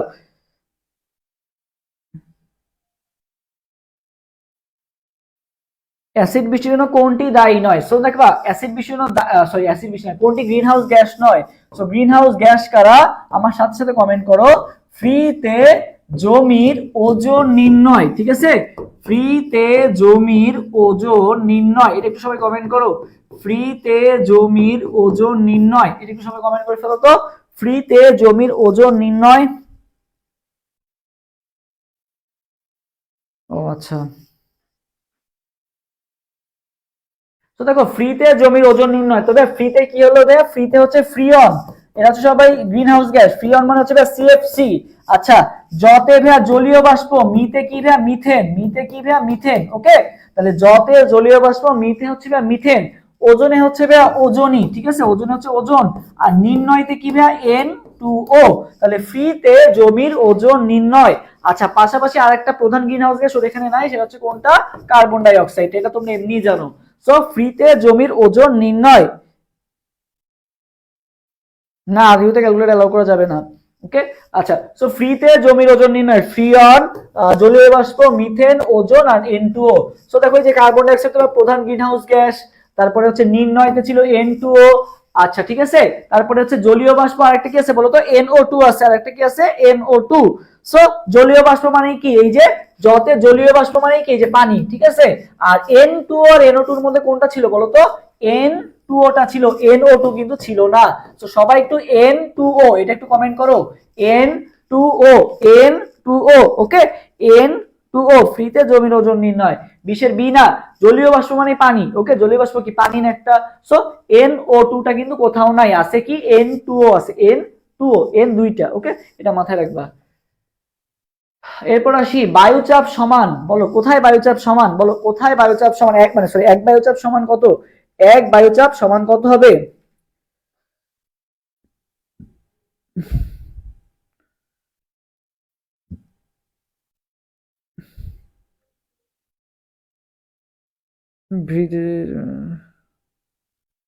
বলো বলো দ্রুত। বিউপির জন্য, হ্যাঁ এগুলো এনাফ, বিউপির জন্য তুমি যদি এটা ভালো মতো করো এন্ড এগুলা ঢাবি জাবি কোশ্চেন সলভ করো, রাবি কোশ্চেন সলভ করো, বিউপি মোর দেন এনাফ। ওকে, আচ্ছা, আচ্ছা দেখো, এক বায়ুচাপ সমান সমান কত তোমাদের মুখস্থ করাই দিই। এক বায়ুচাপ বা 1 atm, ঠিক আছে, 1 atm, ঠিক আছে, 1 atm সমান সমান কত, 76 সেন্টিমিটার বা 760 মিলিমিটার পারদ। আচ্ছা ওকে, প্লাস হচ্ছে কত টর, 760 টর, ঠিক আছে, 760 টর। আর 1 atm সমান সমান কতবার, একবার। এটিএম আর বার হচ্ছে কি জিনিস, সেম জিনিস। ওকে, আচ্ছা আর যদি প্যাসকেলে বলি, কত প্যাসকেল, 101 325 প্যাসকেল। আর প্যাসকেল মানে কি বলতো, নিউটন পার মিটার স্কয়ার, এই এককগুলো মনে রাখবা আর কি। ওকে, 101 325 প্যাসকেল বা 101 325 newton per metre square. 1 atm সমান সমান 76 সেন্টিমিটার বা 760 মিলিমিটার বা 760 টর। এই এককগুলো মনে রাখলেই হবে। আর কিলো প্যাসকেলে বলে জাস্ট দশমিকটা বসায় 1000 দিয়ে ভাগ দিয়ে দিবা, তার মানে কি 101.325 হয়ে যাবে আর কি, ওটা কিলো প্যাসকেলে। ওকে, আচ্ছা তোমার এখানে প্যাসকেলে আছে সব নিউটন পার মিটার স্কয়ার, মানে প্যাসকেলে আছে। তো প্যাসকেলে বললে কত হবে, 101 325। তো দেখো তো কোনটা হয়, ইকুয়েশন এ বলতেছে। আচ্ছা দেখি, দেখো এই যে এখানে দশমিকটা উঠায় দাও, দশমিকটা উঠায় দিলে দেখো এই যে মানে 10 টু দি পাওয়ার 5 দ্বারা যদি গুণ করো, তাহলে কি এই যে 1 2 3 4 5টা ঘর আগে চলে আসবে, তার মানে দশমিকটা উঠে যাবে। তার মানে ভাই কত থাকতেছে, 101 325। সো এখানে আমি লিখছি কত, 101 325। তার মানে आंसर কোনটা হবে, ইকুয়েশন आंसर হবে এ নাম্বার। ওকে, ইকুয়েশন आंसर হবে এ নাম্বার। 22 কোনটি আদর্শ গ্যাস, বলো এরপরে কোনটি আদর্শ গ্যাস। 22 নাম্বার কোশ্চেন আছে, দাও তো যে কোনটি আদর্শ গ্যাস।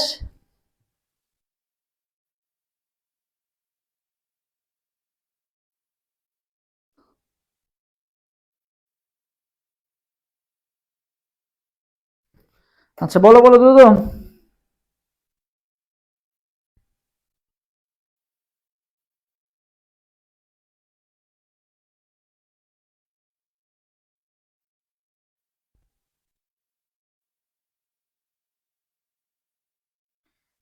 সুব্রত রায় বলছে 22টি।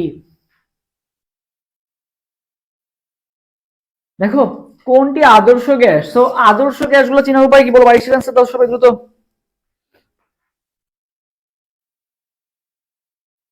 দেখো এখানে যেগুলো আছে কোনোটাই তোমার হচ্ছে আদর্শ গ্যাস না। এই যে হাইড্রোজেন, তারপরে হচ্ছে অক্সিজেন, যারা যারা আছে সবাই কি গ্যাস, বাস্তব গ্যাস। কারণ বাস্তবে কোনো গ্যাসই কি নয় বলতো, আদর্শ নয়। কারণ আমরা যেটা এক্সপেরিমেন্টের খাতিরে এগুলোকে আমরা আদর্শ ধরে নিয়ে কাজ করি, বাট বাস্তবে কিন্তু কোনো গ্যাসই কি নয়, আদর্শ গ্যাস নয়। তার মানে 22 এর আনসার কোনটা হবে, 22 এর আনসার হবে এন ডি নাম্বারটা আর কি। ওকে, আচ্ছা নিচের কোনটি বয়েলের সূত্র প্রদর্শন করে, দেখো এটা মাত্র তুমি 1 সেকেন্ডে মনে রাখতে পারবে, আমি তোমাকে খুব সহজে শিখিয়ে দিচ্ছি। বয়েলের সূত্র, চার্লসের সূত্র এবং গেলুসার্কের সূত্র, মানে মানে তুমি দেখেই জাস্ট বলে দিতে পারবা কিভাবে, আমি তোমাকে দেখাই। দেখো কি কি আছে, বয়েল, চার্লস, আরেকটা কি আছে বলো তো, গেলুসার্ক। ওকে, গেলুসার্ক বা অ্যামন্টনের সাপের শুধু একটা মনে রাখলাম, আমি গেলুসার্কে লিখলাম শুধু, ঠিক আছে। বয়েল, চার্লস আর গেলুসার্ক। দেখো আমি মাত্র তোমাকে 1 সেকেন্ডে দেখাই দিই। সো দেখো একটার ক্ষেত্রে আমাদের এটা মনে রাখতে হবে স্থির কোনটা থাকে কোনটার ক্ষেত্রে। So PV equal two nRT, এই ফর্মুলাটা আমরা সবাই জানি, পিভি ইকুয়াল টু এনআরটি এই ফর্মুলা সবাই জানি। তো ভাইয়া দেখো যে এন তো ভাইয়া মোল সংখ্যা, এটা তো ধ্রুবক থাকবে, আর এর মান তো আমরা কনস্ট্যান্ট, এটাও জানি। সো বাকি থাকলো কি, পিভি আর টি। সো তুমি জানবা যে এক একটা সূত্রে এক একটা স্থির থাকে, যে কোনো একটা স্থির থাকবে। সো বয়েলের সূত্রে ভাই কোনটা স্থির, তাপমাত্রা স্থির। চার্লসের সূত্রে ভাই কোনটা স্থির, চাপ স্থির। আর গেলুসার্কের সূত্রে দেখো পি আর টি আমার স্থির রাখা শেষ, বাকি থাকলো কি শুধু ভিটা। তাহলে গেলুসার্কের সূত্রে কোনটা স্থির, ভি স্থির। ওকে, সো আমরা কিভাবে মনে রাখতে পারি, দেখো বয়েল, বয়েল মানে কি, আমরা এগ বয়েল করি, ওয়াটার বয়েল করি। সো বয়েল করতে গেলে মেনলি কি লাগে, তাপমাত্রা লাগে, তাই না। সো বয়েলের সূত্রে তাপমাত্রা স্থির। চার্লসের সূত্রে বা চ আছে, চতে চাপ স্থির। আর বাকি থাকলো গেলুসার, এর সূত্রে কি স্থির, আয়তন স্থির। এটা আমরা বুঝলাম। সো দেখো এইটা যদি মনে রাখতে পারো তাহলেই কাজ শেষ। দেখো বয়েলের সূত্র নির্দেশ করে কোনটা, সো বয়েলের সূত্র নির্দেশ করে কোনটা, বয়েলের সূত্রে বয়েল করতে গেলে কি লাগে, তাপমাত্রা লাগে। সো তাপমাত্রা স্থির কোনটা আমরা সেটা দেখবো। সো তাপমাত্রা যদি স্থির হয় তাহলে কার কার মধ্যে সম্পর্ক হবে, পি আর ভির মধ্যে সম্পর্ক হবে। সো পি আর ভির মধ্যে সম্পর্ক কোথায় আছে, দেখো তো পি আর ভির মধ্যে সম্পর্ক কোথায় আছে, পি আর ভির মধ্যে সম্পর্ক কোথায় আছে, দেখো এই যে পিভি ইকুয়াল টু কি বলতো, পিভি ইকুয়াল টু কি সমানুপাতিক আসলো, বা পিভি ইকুয়াল টু কি আসলো, এটা কার সূত্র হলো, এটা হচ্ছে বয়েলের সূত্র। তাহলে পি সাথে ভি সম্পর্ক কি, ভিটাকে এপাশে নিয়ে যাও, তাহলে কি হবে, পি ইকুয়াল টু কি কে ইনটু 1/v। তাহলে পি সাথে ভি সম্পর্ক কি, ব্যস্তানুপাতিক। সো এটা কোথায় আছে, এটা কিন্তু অপশন বি তে আছে। বা তুমি এখানে দেখো যে টি সি লেখা আছে। সো আমরা জানি যে বয়েল বা মানে বয়েলের সূত্রে বয়েল করতে গেলে কি লাগে, তাপমাত্রা লাগে। তার মানে বয়েলের সূত্রে তাপমাত্রা স্থির। তার মানে आंसर কোনটা হবে, বি आंसर হবে আর কি। ওকে, হ্যাঁ, সো অ্যান্সার কোনটা হবে? অ্যান্সার হবে বি নাম্বার। সো আমরা 1 সেকেন্ডে দেখে উত্তর দিয়ে দিতে পারবো। বয়েল আমি কিভাবে সলভ করব দেখো, কোশ্চেন আসছে মনে করো যে নিচে কোনটা বয়েলের সূত্র নির্দেশ করে। তো তুমি জানো বয়েল করতে গেলে কি লাগে? তাপমাত্রা লাগে। তার মানে বয়েলের সূত্র তাপমাত্রা স্থির। সো তাপমাত্রা স্থির আছে কোথায়? শুধুমাত্র অপশন বি তে তাপমাত্রা স্থির আছে। 1 সেকেন্ডে দেখে উত্তর দিয়ে দিতে পারবা। ওকে, আচ্ছা, সো অ্যান্সার বি নাম্বারটা। ও ক্লিয়ার, বয়েল চার্জ গেল স্যার ক্লিয়ার। এবার আমরা জৈব যৌগে ঢুকবো। সো পরিবেশ রসায়ন এই পর্যন্ত ছিল। পরিবেশ রসায়ন কি সবাই ক্লিয়ার হইছে? যদি ক্লিয়ার হয়ে থাকে তাহলে সবাই একটু কমেন্ট করো ক্লিয়ার। পরিবেশ রসায়ন আমাদের শেষ, এখন হচ্ছে আমরা জৈব রসায়নে ঢুকবো। সো এর আগে কারো কোনো কোয়েশ্চেন থাকলে আমাকে জানাতে পারো।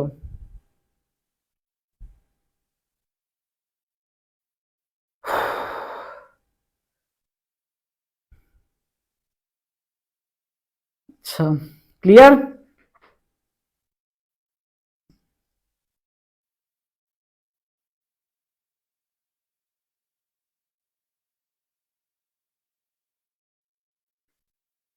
আচ্ছা, জৈব রসায়নে আসি। দেখো, হ্যাঁ ক্লিয়ার। ওকে, দেখো জৈব রসায়ন হচ্ছে এটা বলছে আইউপ্যাক, নামটা কি বলো?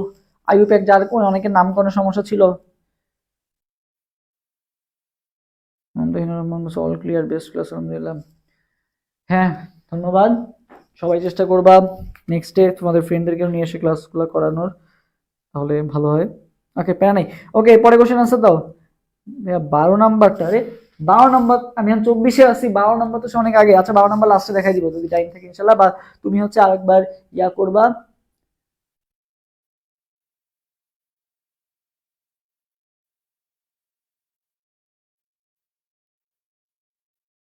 বারো নাম্বারটা লাস্টে দেখাই দিব। ওকে, পরে এই কোশ্চেন আনসার দাও যে এই যৌগটার আইউপ্যাক নাম কি? বল, এই যৌগটার আইউপ্যাক নাম কি?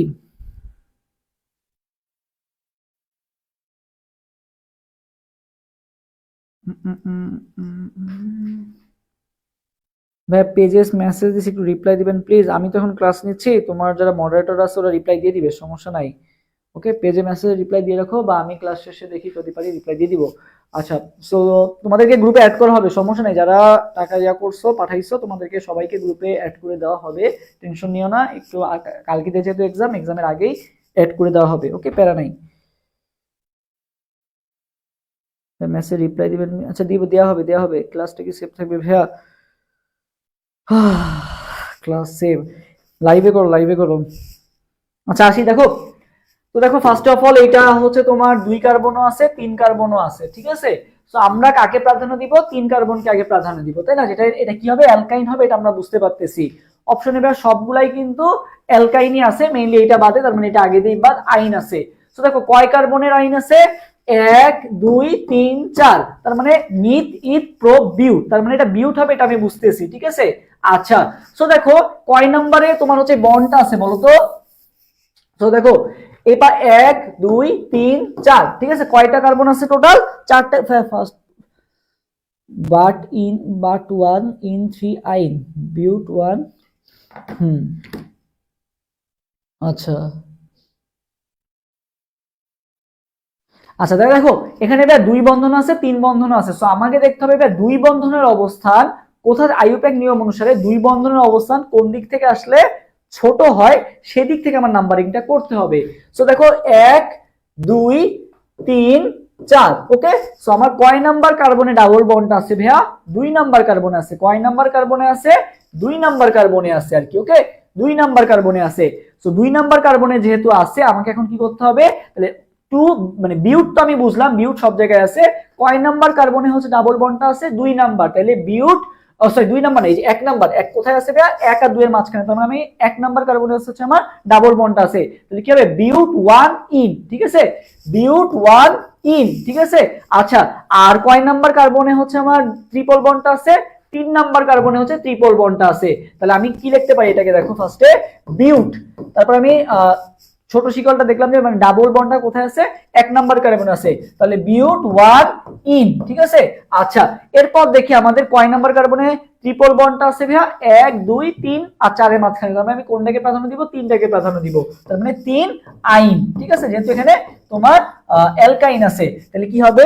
বিউট 1 ইন 3 আইন, বিউট 1 ইন থ্রি আইন, ঠিক আছে, বিউট ওয়ান ইন থ্রি আইন, এটা কোথায় আছে, বিউট ওয়ান আইন থ্রি ইন না, কিন্তু বিউট ওয়ান ইন থ্রি আইন, তাহলে বিউট ওয়ান ইন থ্রি আইন, তার মানে অ্যান্সার কোনটা হবে, অ্যান্সার হবে বি নাম্বারটা, হ্যাঁ, বিউট ওয়ান ইন থ্রি আইন।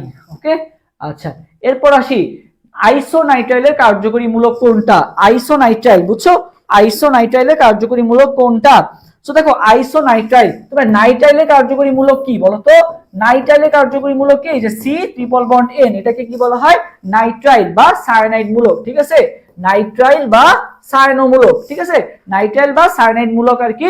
সো আইসো বলছে, যেহেতু আইসোনাইট্রাইল, তাহলে সিএন কি হয়ে যাবে বলতো, এনসি, সিএন কি হয়ে যাবে তখন, এনসি হয়ে যাবে, সিএন তখন কি হয়ে যাবে, এনসি হয়ে যাবে আর কি। ওকে, সো আইসোনাইট্রাইলের সংকেত কি, এনসি, আইসোনাইট্রাইলের সংকেত কি, এনসি, আইসোনাইট্রাইলের সংকেত কি, এনসি। ওকে, আচ্ছা, এরপরে সবাই হচ্ছে 26 নাম্বার কোশ্চেন আনসার দিয়ে দাও, 26,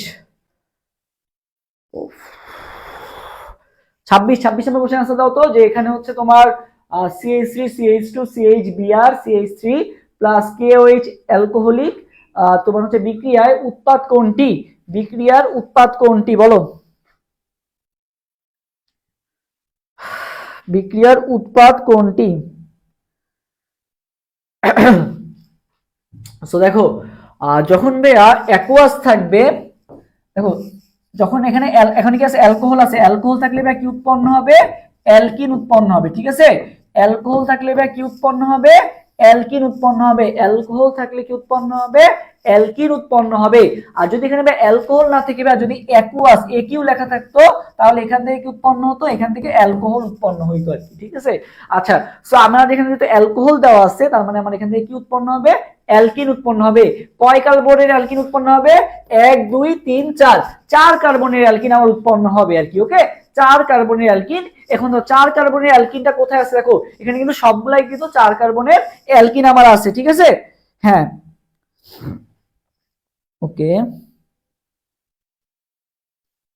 সি, সবাই বলতেছো সি নাকি, একজন বলছো সি নাকি, নাকি কেন, শিওর না। সো দেখো আমাদের মেইনলি ভাঙবে কোনটা, দেখো তো এই যে CHBr যেটা আছে না, এখান থেকে হচ্ছে আমাদের কি হয়ে যাবে, বন্ডটা ভাঙবে, এই যে এইখানের কার্বনের কি হয়ে যাবে, হাতটা ফাঁকা হয়ে যাবে। সো এই যে CHBr যেটা আছে, এই CHBrটা কি হয়ে যাবে, চলে যাবে, এই বিআরটা কি হয়ে যাবে, এখান থেকে আউট হয়ে যাবে। তাহলে কোন কার্বন দিয়ে আউট হচ্ছে আমাদের সেটা মাথায় রাখতে হবে। এই বিআরটা কার সাথে যুক্ত, এই কার্বনের সাথে যুক্ত, তাই না, এই কার্বনের সাথে যুক্ত। এখন বন্ডটা কোথায় হবে, দেখো এই কার্বন দিয়ে যাচ্ছে, এটা তো আমি বুঝছি। এখন ডাবল বন্ডটা কি এই কার্বনের সাথে হবে নাকি এই কার্বনের সাথে হবে, ডাবল বন্ডটা আসলে কার সাথে হবে, তো সেইটা বোঝার উপায় কি, দেখতে হবে যার হাইড্রোজেন কম আছে তার সাথে বন্ডটা হবে, ঠিক আছে, যার হাইড্রোজেন কম আছে তার থেকে হাইড্রোজেনটা চলে যাবে আর কি, ঠিক আছে। সো দেখো এইখান থেকে একটা হাইড্রোজেন চলে যাবে, তাহলে একটা হাত ফাঁকা হয়ে যাবে, তাহলে কি হলো, CH3 CH2 থেকে একটা হাইড্রোজেন চলে যাবে, তারপরে কি হলো, CH হলো, আর এই যে এখান থেকে তো বিআরটা চলে যাবে, তাহলে শুধু CH থাকলো, আর CH3 তবে আগে দিয়েই চলে গেছে। সো এই তো আমাদের কি থাকতেছে দেখো, এইখান থেকে বিআর আর এখান থেকে একটা হাইড্রোজেন মিলে এরপরে কি থাকবে, HBr থাকবে আর কি। ওকে, সো এইভাবে আর কি আমাদের মেইনলি উৎপন্ন হবে। সো জিনিসটা কি, সো জিনিসটা কি মেইনলি, জিনিসটা হচ্ছে ভাই মনে রাখতে হবে যে আমাদের যখন যেখান থেকে চলে যাবে, যে মানে এই কার্বন থেকে বিআর যাবে, এটা তো আমি বুঝছি। এখন এই কার্বনের এই পাশ থেকে হাইড্রোজেন যাবে নাকি এই পাশ থেকে হাইড্রোজেন যাবে, তো তোমাকে যেটা মাথায় রাখতে হবে, যেই কার্বনের হাইড্রোজেন কম সেখান থেকে হাইড্রোজেন যাবে, যেই কার্বনের হাইড্রোজেন কম সেখান থেকে হাইড্রোজেনটা চলে যাবে, তার মানে অ্যান্সার কোনটা হবে, অ্যান্সার হবে সি নাম্বারটা। ওকে, আচ্ছা 27 বলো, 27 নাম্বার কোশ্চেন আনসার দাও। আচ্ছা 27 নম্বর কোশ্চেন আনসার হতে পারে, 27 বলা হয়েছে যে জৈব যৌগে কার্বন কার্বন দ্বিবন্ধনের অবস্থান নির্ণয় নিচের কোন পদ্ধতি ব্যবহার করা হয়, কার্বন কার্বনের দ্বিবন্ধন, বলো দ্বিবন্ধন,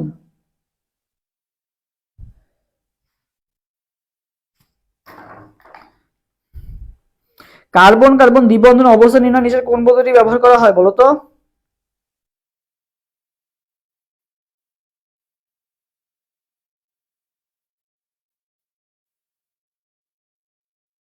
এ, আচ্ছা আরিয়ানা বলছে এ। ওকে,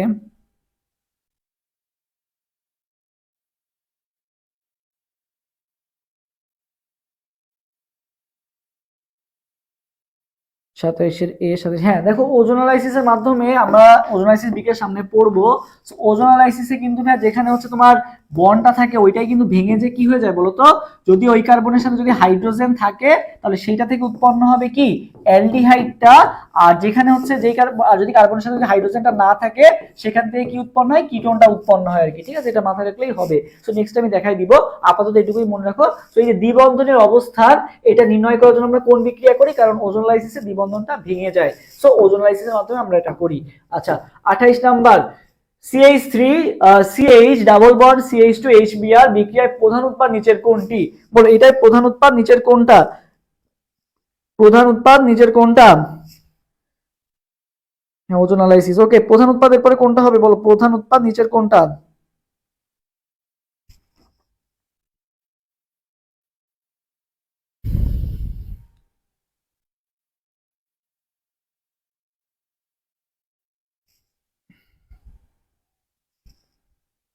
বলো বলো দ্রুত দ্রুত।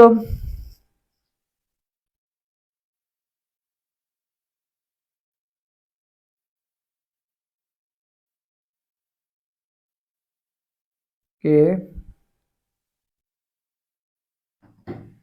28B একজন বলছো। আচ্ছা দেখি এটা ভাই কার নীতি, এটা কিন্তু মার্কোনিভের নীতি। ঠিক আছে, মার্কোনিভের নীতি কি বলছে দেখো, এখানে একটা হাইড্রোজেন HBr ভাঙলে কি হবে, একটা হাইড্রোজেন থাকবে আর একটা ব্রোমিন থাকবে। সো এই হাইড্রোজেন আর ব্রোমিনটা কোথায় যুক্ত হবে, এই ডাবল বন্ডটা ভেঙে যে এইখানে কার্বনের দুইটা হাত কি ডাবল বন্ডটা যেহেতু ভেঙে গেছে, এই কার্বনে একটা ফাঁকা হয়েছে, এই কার্বনে একটা ফাঁকা হয়েছে।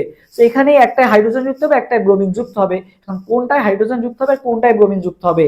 সো এই ক্ষেত্রে আমাদের এটা মনে রাখতে হবে, মার্কোনিভের নিয়ম কি বলছে, মার্কোনিভের নিয়ম বলছে ভাইয়া তেলা মাথায় তেল দেওয়া আর কি, বুঝছো, তেলা মাথায় তেল দেওয়া।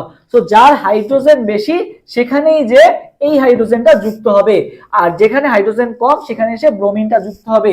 সো কি দাঁড়াচ্ছে দেখো, CH3 যেহেতু এখানে হাইড্রোজেনটা কি আছে কম আছে, এখানে এর জন্য কি যোগ হবে, Br এসে যুক্ত হবে। তাহলে CH3 CHBr, তারপরে এখানে কি আসবে CH2 এর সাথে কে যুক্ত হবে, তাইলে যেহেতু এখানে হাইড্রোজেন বেশি আছে এখানে আরো হাইড্রোজেন যুক্ত হবে, যৌগটা আসবে কি CH3 CHBr CH3।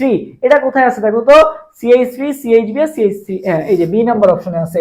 তার মানে 28 এর आंसर কোনটা হবে, 28 এর आंसर হবে বি নাম্বারটা। ওকে, আর যদি বলতো খালাসের নিয়ম, বিপরীত মার্কোনিভের নিয়ম বা খালাসের নিয়ম হইলে কি হবে, পারক্সাইডের মাধ্যমে উল্টাটা হইতো আর কি, বুঝছো, ওখানে হচ্ছে যেটাই কম আছে সেখানে যে হাইড্রোজেনটা যুক্ত হইতো আর কি। আচ্ছা, অ্যামোনিয়া যুক্ত AgNO3 দ্রবণ দ্বারা নিচের কোনটি শনাক্ত করা যায়, এই কোশ্চেনের आंसर দাও। এরপরে সবাই এই কোশ্চেনের आंसर দাও।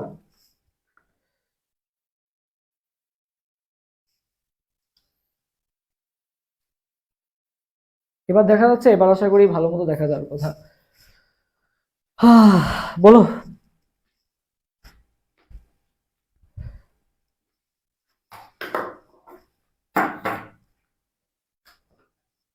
বলার পরে সবাই 29 নম্বর কোশ্চেন আনসার দাও।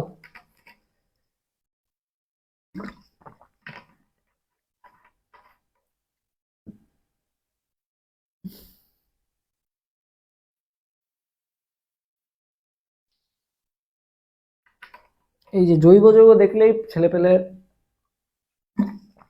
লাইভে ইয়া কমে যায়, এই জন্য জৈব যৌগ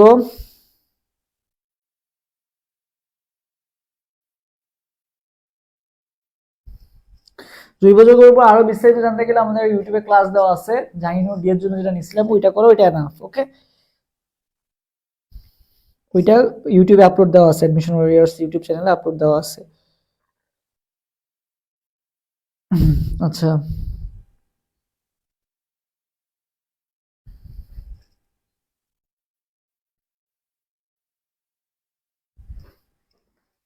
অ্যালডিহাইড অ্যালডিহাইড অ্যালডিহাইড। ওকে, আচ্ছা দেখি দেখো AgNO3, ঠিক আছে, AgNO3 কি বলতো, সিলভার দর্পণ পরীক্ষা দেয়। ঠিক আছে, AgNO3 কি দেয়, সিলভার দর্পণ পরীক্ষা দেয়, মানে টলেন বিকারক পরীক্ষার ফেলিং দ্রবণ পরীক্ষা। ঠিক আছে, এটা হচ্ছে কোন পরীক্ষা, টলেন বিকারক পরীক্ষা। তো এটা কিভাবে বুঝবো টলেন বিকারক পরীক্ষা, কারণ সিলভার নাইট্রেট দ্রবণ দ্বারা টলেন বিকারক ইউজ করা হয়, সিলভার দর্পণ পড়ে। তো মনে হবে যে টল মানুষ যারা আছে তারা কি করে, নিজেদেরকে বেশি বেশি কিসে দেখে বলতো, দর্পণে দেখে। টল মানুষজন কোথায় দেখে, দর্পণে দেখে, তার মানে কি সিলভার দর্পণ। টলেন বিকারক পরীক্ষায় কি পদক্ষেপ পড়ে, সিলভার দর্পণ পদক্ষেপ পড়ে আর কি। ঠিক আছে। আচ্ছা, সো AgNO3 দ্রবণ দ্বারা নিচের কোনটি শনাক্ত করা যায়? সো এই টলেন বিকারক পরীক্ষায় হচ্ছে অ্যালডিহাইড বিক্রিয়া দেয়, বাট কিটোন কিন্তু কোনো বিক্রিয়া দেয় না। সো কোনটি শনাক্ত করা যায়? অ্যালডিহাইড শনাক্ত করা যায়। ওকে, অ্যালডিহাইড শনাক্ত করা যায়। ওকে, আচ্ছা, এরপর আসি অ্যালডিহাইড ও কিটোনের পার্থক্যকরণে নিচের কোনটা ব্যবহার করা হয়? অ্যালডিহাইড আর কিটোনের পার্থক্যকরণে কোনটা ব্যবহার করা হয় বলো তো? অ্যালডিহাইড এবং কিটোন, অ্যালডিহাইড এবং কিটোনের জন্য কোনটা ব্যবহার করা হয়?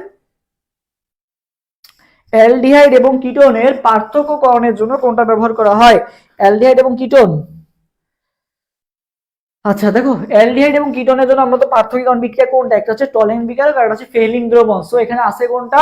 টলেন বিকারক না, এখানে আছে কোনটা? ফেলিং দ্রবণ আছে। ঠিক আছে, সো অ্যালডিহাইড ও কিটোনের পার্থক্যকরণের জন্য আমরা কোনটা ইউজ করি? ফেলিং দ্রবণ পরীক্ষা। কোনটা ইউজ করি ভাইয়া? ফেলিং দ্রবণ পরীক্ষাটা আমরা ইউজ করি। আচ্ছা, এরপর 31 নম্বর কোশ্চেন আনসার দাও। এখানে সিগমা ও পাই বন্ধন সংখ্যা কয়টা? বলো, সিগমা ও পাই বন্ধন সংখ্যা কয়টা?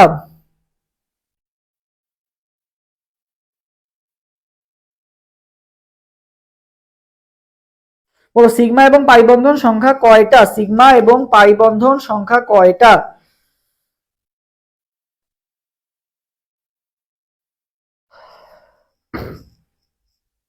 সিগমা এবং পাই বন্ধন সংখ্যা কয়টা? 30 সি। আচ্ছা, 31 নম্বর কোশ্চেন আছে তো, 31।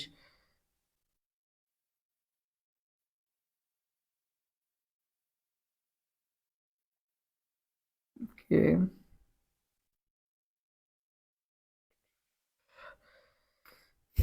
যারা যারা লাইভে আসছো সবাই একটু লাইভটা শেয়ার করে দাও তো।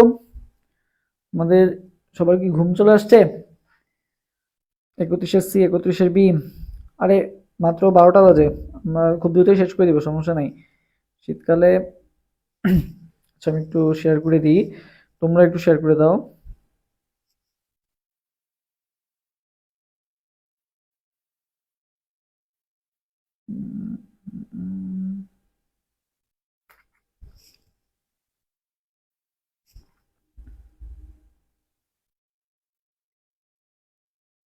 বি বি, ওকে ওকে, সবাই বি আনসার দিচ্ছ, দিতে থাকো, আমি একটা মিনিট ওয়েট।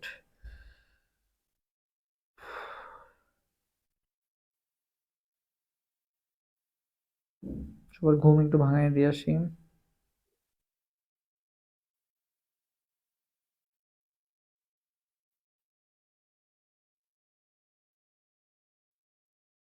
একত্রিশের বি, ওকে, একটা মিনিট।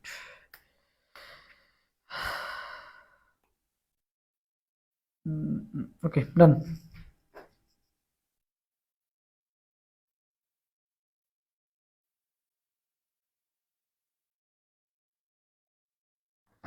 ওকে, share done. Mumtahina, sorry, Mumtahina Rahman বলছে শেয়ার ডান। ধন্যবাদ মুমতাহিনা রহমানকে। আচ্ছা দেখো, এখানে এবার সিগমা বন্ধন এবং পাই বন্ধন সংখ্যা তোমাকে বের করতে বলছে। তবে সিগমা বন্ধন বের করার শর্টকাট ফর্মুলা কি? তুমি ফার্স্টে মৌলগুলো কাউন্ট করবা। দেখো তো কয়টা মৌল আছে টোটাল?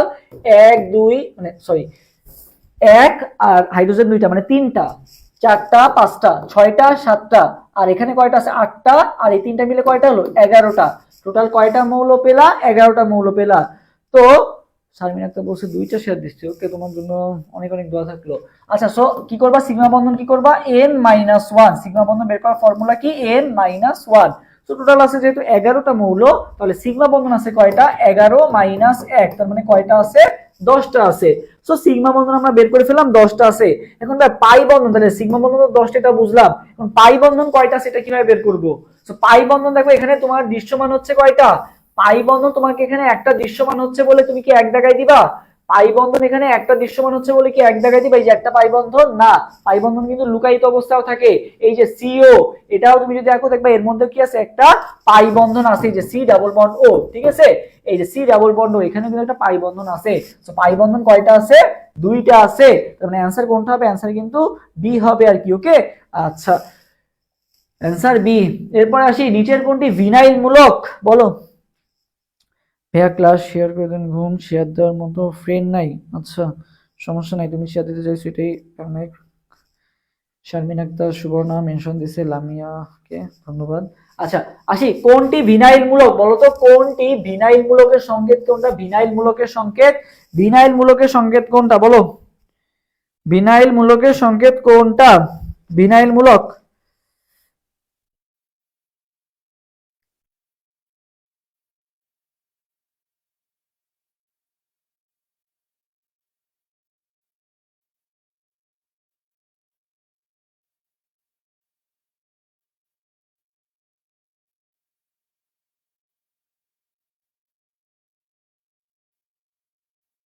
ওকে, 32 নম্বরটা সিউতে আসছিল। আচ্ছা, ভিনাইল মূলক। তো দেখো 32-এ তোমরা এ দিচ্ছ, সি দিচ্ছ, তোমরা ইথিলিন মূলকের সংকেতটাকে মনে রাখবা। ইথিলিন মূলক, ঠিক আছে। ইথিলিন মূলকের সংকেত কি? CH2 double bond CH2।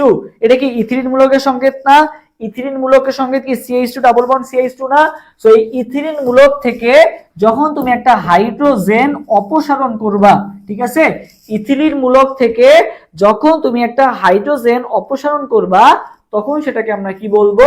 Vinyl মূলক। বুঝছো? এটা হচ্ছে ইথিলিন মূলক। ইথিলিন মূলক থেকে তুমি একটা হাইড্রোজেন বাদ দাও, CH2 ডাবল বন্ড CH হয়ে যাবে। CH2 double bond CH। ওকে, একটা হাইড্রোজেন অপসারণ করে দিছো, CH2 ডাবল বন্ড CH। এটা কি মূলক? এটা হচ্ছে ভাইয়া ভিনাইল মূলক। এটা কি মূলক? ভিনাইল মূলক। এটা কি মূলক? ভিনাইল মূলক। তার মানে অ্যানসার কোনটা হবে? এ হবে। 32 এর অ্যানসার এ। ওকে, ইথিলিন মূলক থেকে একটা হাইড্রোজেন বাদ দিলে যেটা পাই সেটা হচ্ছে ভিনাইল মূলক। ক্লিমেনসন বিজারণ দ্বারা কার্বনিল যৌগ হতে নিম্নের কোন যৌগ উৎপন্ন করা যায়? বলো। ক্লিমেনসন বিজারণ বিক্রিয়া। ক্লিমেনসন, তো ভাই মনে পাই যে ক্লেমন। ক্লেমনের কালার কি? ক্লেমন, ঠিক আছে। নতুন একটা ক্লেমন বের হইছে, নীল কালারের ক্লেমন। বুঝছো? ক্লেমনের কালার কি? নীল কালার। বুঝছো? তাহলে নীল ক্লেমন কেন? আমার সাথে সাথে কমেন্ট করো। নীল ক্লেমন, সবাই কি বলছি? সবাইকে নীল ক্লেমন কিনতে বলছি, ঠিক আছে। নীল ক্লেমন কেন বা কেন? নীল ক্লেমন কেন? ক্লেমন কেন নীল? বলো। ক্লেমন কেন নীল বা নীল ক্লেমন কেন? আমার সাথে সাথে কমেন্ট করো তো। নীল ক্লেমন কেন?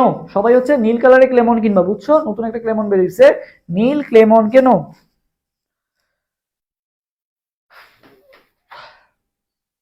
তো দেখো নীলতে কি হলো ভাইয়া? নীলতে মনে হবে কার্বনিল।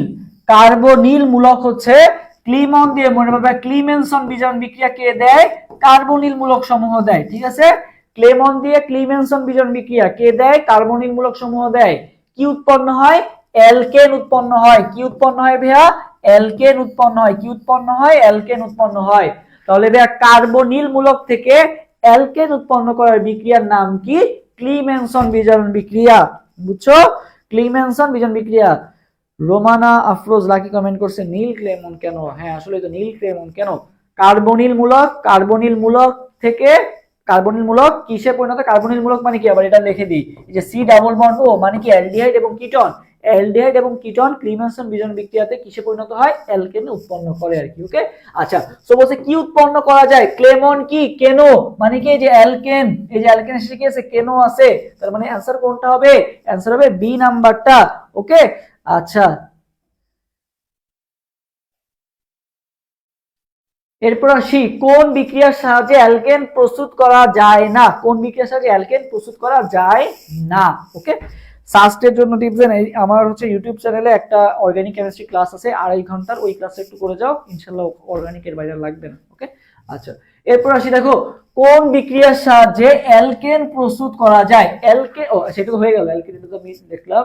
আচ্ছা, এটা একটি জৈব যৌগ থেকে, এটা কি ভুল আসলো নাকি? অ্যালকেন, ও সরি, আমি আগের কোশ্চেনে চলে গেছি। কোন বিক্রিয়ার সাহায্যে অ্যালকেন প্রস্তুত করা যায় না? সরি, ঠিক আছে। কোন বিক্রিয়ার সাহায্যে অ্যালকেন প্রস্তুত করা যায় না? অ্যালকেন প্রস্তুত করা যায় না কোন বিক্রিয়ার সাহায্যে? সো দেখো, অ্যালকেন প্রস্তুত করা যায় উডস বিক্রিয়ার সাহায্যে। এটা হচ্ছে উডস, ঠিক আছে, লাইক কাটা গেছে। উডস বিক্রিয়ার সাহায্যে কিন্তু উচ্চতর অ্যালকেন। বুঝছো? উ উ উ উডস বিক্রিয়া উচ্চতর অ্যালকেন। উডস বিক্রিয়া, উডস বিক্রিয়ায় কি? উচ্চতর অ্যালকেন। উডস বিক্রিয়ায় উচ্চতর অ্যালকেন। বুঝছো? আচ্ছা।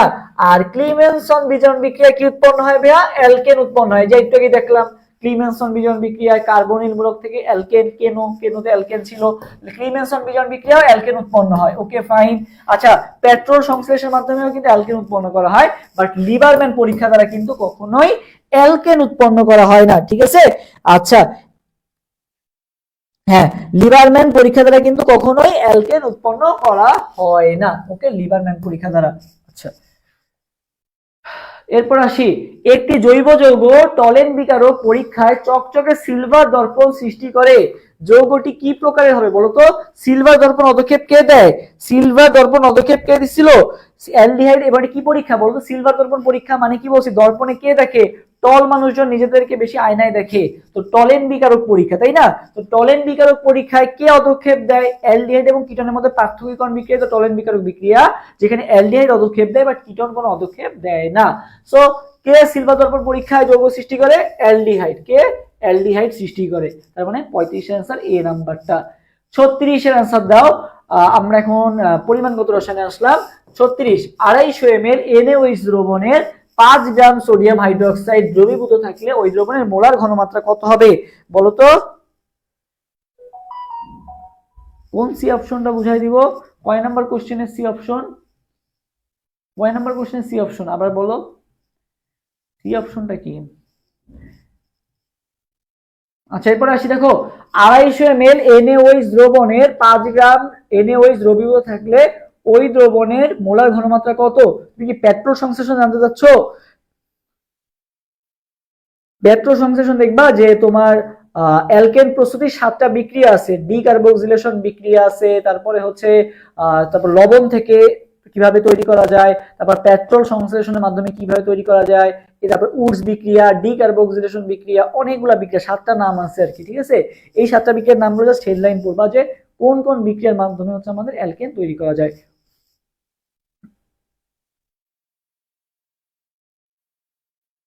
না, এখন তো পরিমাণগত রসায়ন শুরু হয়েছে মাত্র। আচ্ছা, আসি, দেখো 250 ml সোডিয়াম হাইড্রোক্সাইড দ্রবণে 5 গ্রাম NaOH দ্রবীভূত থাকলে ওইটার মোলার ঘনমাত্রা কত হবে? আচ্ছা, বলো বলো বলো। তো দেখি আমরা একটু ক্যালকুলেশনটা করি। দেখো 250 ml মানে ভি দেওয়া আছে, 5 গ্রাম মানে কি দেওয়া আছে? ডাব্লিউ দেওয়া আছে। আচ্ছা, মোলার ঘনমাত্রা মানে এস চাইছে, সো আমরা কি জানি? এস ইকুয়াল টু ডাব্লিউ মানে কত? 5, ডাব্লিউ ইনটু 1000। ওকে, ফর্মুলা বসাচ্ছি। M sodium hydroxide, sodium 23, oxygen 16, 23 আর 16 মিলে হচ্ছে 39, আর হাইড্রোজেন 1 মানে কত? 40। ওকে, তাহলে এম এর মান 40 আর ভি এর মান কত? 250। ওকে, এভাবে আমি কাটাকাটি করি। দেখো 1000 দিয়ে 250 কাটো, কত পাবা? 4 পাবা। ওকে, তারপর দেখো 40, 4 5 কত? 20, 20/40। ওকে, 20/40 করলে কত আসতেছে? 20/40 করলে আসতেছে হাফ। তার মানে কতটুকু আসতেছে? মোলার ঘনমাত্রা কত আসতেছে? 0.5। মোলার ঘনমাত্রা তাহলে কত আসলো? 0.5। তার মানে आंसर কত হবে? বি নাম্বারটা। ওকে, আচ্ছা, এরপর আসি 37। 0.01 মোলার সোডিয়াম ক্লোরাইড দ্রবণের ঘনমাত্রা ppm এককে কত হবে? ঠিক আছে, ppm এককে কত হবে? এটার आंसर দাও তো। এটা দেখো খুবই সহজ। সো এটা মনে রাখবা কোন ফর্মুলা? 10 cube ms। ppm বললেই কি হবে? 10 কিউব ms। ppm বললেই কি হবে ভাইয়া? 10 কিউব ms। সো দেখো 10 কিউব আমরা বসাই, m এর মানটা বসাই। দেখো m কত? সোডিয়াম ক্লোরাইড, সোডিয়াম 23 আর ক্লোরিন 35.5, দুইটা যোগ করলে কত পাও? 58.5। ওকে, আচ্ছা, 10 কিউব এম গেল। এবার এস, এস কত দেওয়া আছে? 0.01। ওকে, এই সূত্র অনুযায়ী আমরা বসাইলাম, এই যে এস এর মান 0.01 দেওয়া আছে। এবার আসলে আমরা কাটাকাটিটা করি। সো দেখো 10 কিউব দেওয়া আছে, সো তুমি আগে এই দশমিকটা উঠায় দাও। এই দশমিকটা উঠায় দিলে নিচে কত পাবা? 100 পাবা। সো 100 দিয়ে তুমি মানে 100 মানে কত? 10 স্কয়ার। সো 10 স্কয়ার 10, এই 10 কিউব কাটো, তাহলে উপরে কত থাকবে? 10 থাকবে। তাহলে 58.5 ইনটু 10 মানে কত? এই 58.5 ইনটু 10 মানে কত? 585। দশমিকটা উঠায় দাও, নিচে 10 আসবে। আমি তোমাকে আরো ভেঙে দেখাই, 585। তার মানে आंसर কত হবে? आंसर হবে বি নাম্বারটা। 37 आंसर কোনটা? বি। 37 आंसर কোনটা হবে? বি হবে আর কি। ওকে, 37 आंसर বি। 38, 100 গ্রাম চুনা পাথরকে তাপে সম্পূর্ণরূপে বিযোজিত করলে কি পরিমাণ চুন পাওয়া যাবে বলো তো? কি পরিমাণ চুন পাওয়া যাবে?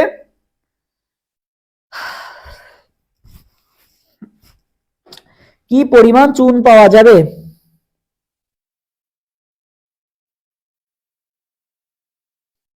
সো দেখো এটা খুবই সহজ, আমি তোমাকে দেখাই দিই। দেখো ক্যালসিয়াম কার্বনেটকে ভাঙলে কি পাওয়া যায়?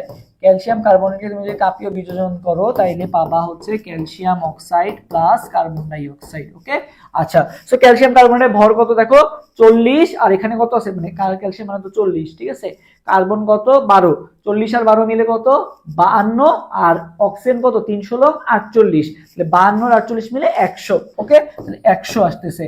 আচ্ছা, ক্যালসিয়াম অক্সাইড কত আসতেছে তাহলে দেখো ক্যালসিয়াম 20 আর অক্সিজেন 16, তার মানে কত আসতেছে 40 আর 16 মিলে কত 56, আর কার্বন ডাই অক্সাইড তো জানোই কত 44, তাই না? তো বলছে 100 গ্রাম চুনাপাথর, তোমার এখানে ভর করেও পাইছে 100 গ্রাম চুনাপাথর, কি পরিমাণ কি বলছে চুন পাওয়া যাবে, মানে কতটুকু ক্যালসিয়াম অক্সাইড পাওয়া যাবে, এই যে 56 গ্রাম, তার মানে অ্যান্সার কোনটা হবে বি নাম্বারটা হবে, 56 গ্রাম পাওয়া যাবে। ওকে, 38 অ্যান্সার বি। ফাইন, 39 এটা এরকম আসলো কেন? আচ্ছা, 5% সোডিয়াম হাইড্রোক্সাইড দ্রবণের মোলার ঘনমাত্রা কত? 5% সোডিয়াম হাইড্রোক্সাইড দ্রবণের মোলার ঘনমাত্রা কত, এটা বাদ, ঠিক আছে, 5% সোডিয়াম হাইড্রোক্সাইড দ্রবণের মোলার ঘনমাত্রা কত? সো এস মানে যে সকল পার্সেন্টেজে ম্যাথ দেওয়া থাকবে সেগুলো কোন ফর্মুলা দিয়ে করবা? S = 10x/m দিয়ে করবা। S = কোনটা দিয়ে করবা? 10x/m। তো দেখো 10x এর মান কত দেওয়া 5 দেওয়া, আর m এর মান কত দেওয়া, m তো সোডিয়াম হাইড্রোক্সাইড 23 আর অক্সিজেন 16, 23 আর 16 মিলে 39, আর হাইড্রোজেন 1 মানে কত 40, তার মানে কত আসলো 50/40। তো 0 0 কাটা 5/4। ওকে, কত থাকতেছে 5/4। সো 5/4 মানে কত আমরা একটু করি তাও, 5/4। সো দশমিক নাও ফার্স্টে, আচ্ছা আগে এমনি তো হয় 4 1 কে 4, ঠিক আছে, আগে আমরা একটু কাটাকাটি করি, 4 4 1 কে 4। ওকে, 1 থাকলো, দশমিক নেওয়ার কারণে এখানে একটা শূন্য আসলো, 4 2 8। ওকে, আচ্ছা তাহলে 1.2 আছে, 1.2 কিন্তু অপশনে একটাই আছে, আর আমার করারই দরকার নাই। তাহলে 39 आंसर কোনটা হবে? 39 आंसर হবে এ নাম্বারটা। ওকে, 39 आंसर এ। আচ্ছা, আর বেশি নাই, 40। 1 গ্রাম হাইড্রোজেন গ্যাসের অণু সংখ্যা কত বলো? 1 গ্রাম হাইড্রোজেন গ্যাসের অণু সংখ্যা কত? 1 গ্রাম হাইড্রোজেন গ্যাসের অণু সংখ্যা কত?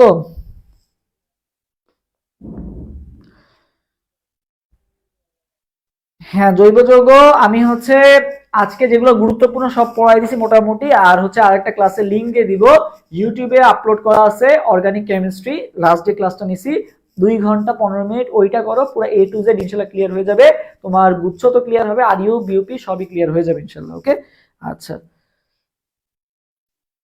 আচ্ছা আসি, 1 গ্রাম হাইড্রোজেন গ্যাসের অণু সংখ্যা কত? 1 গ্রাম হাইড্রোজেন গ্যাসের অণু সংখ্যা বলো, 1 গ্রাম হাইড্রোজেন গ্যাসের অণু সংখ্যা কত হবে? বলো বলো বলো। তো দেখো হাইড্রোজেন গ্যাস বলছে কিন্তু হাইড্রোজেন বলে নাই, হাইড্রোজেন গ্যাস মানে কি H2, তাই না?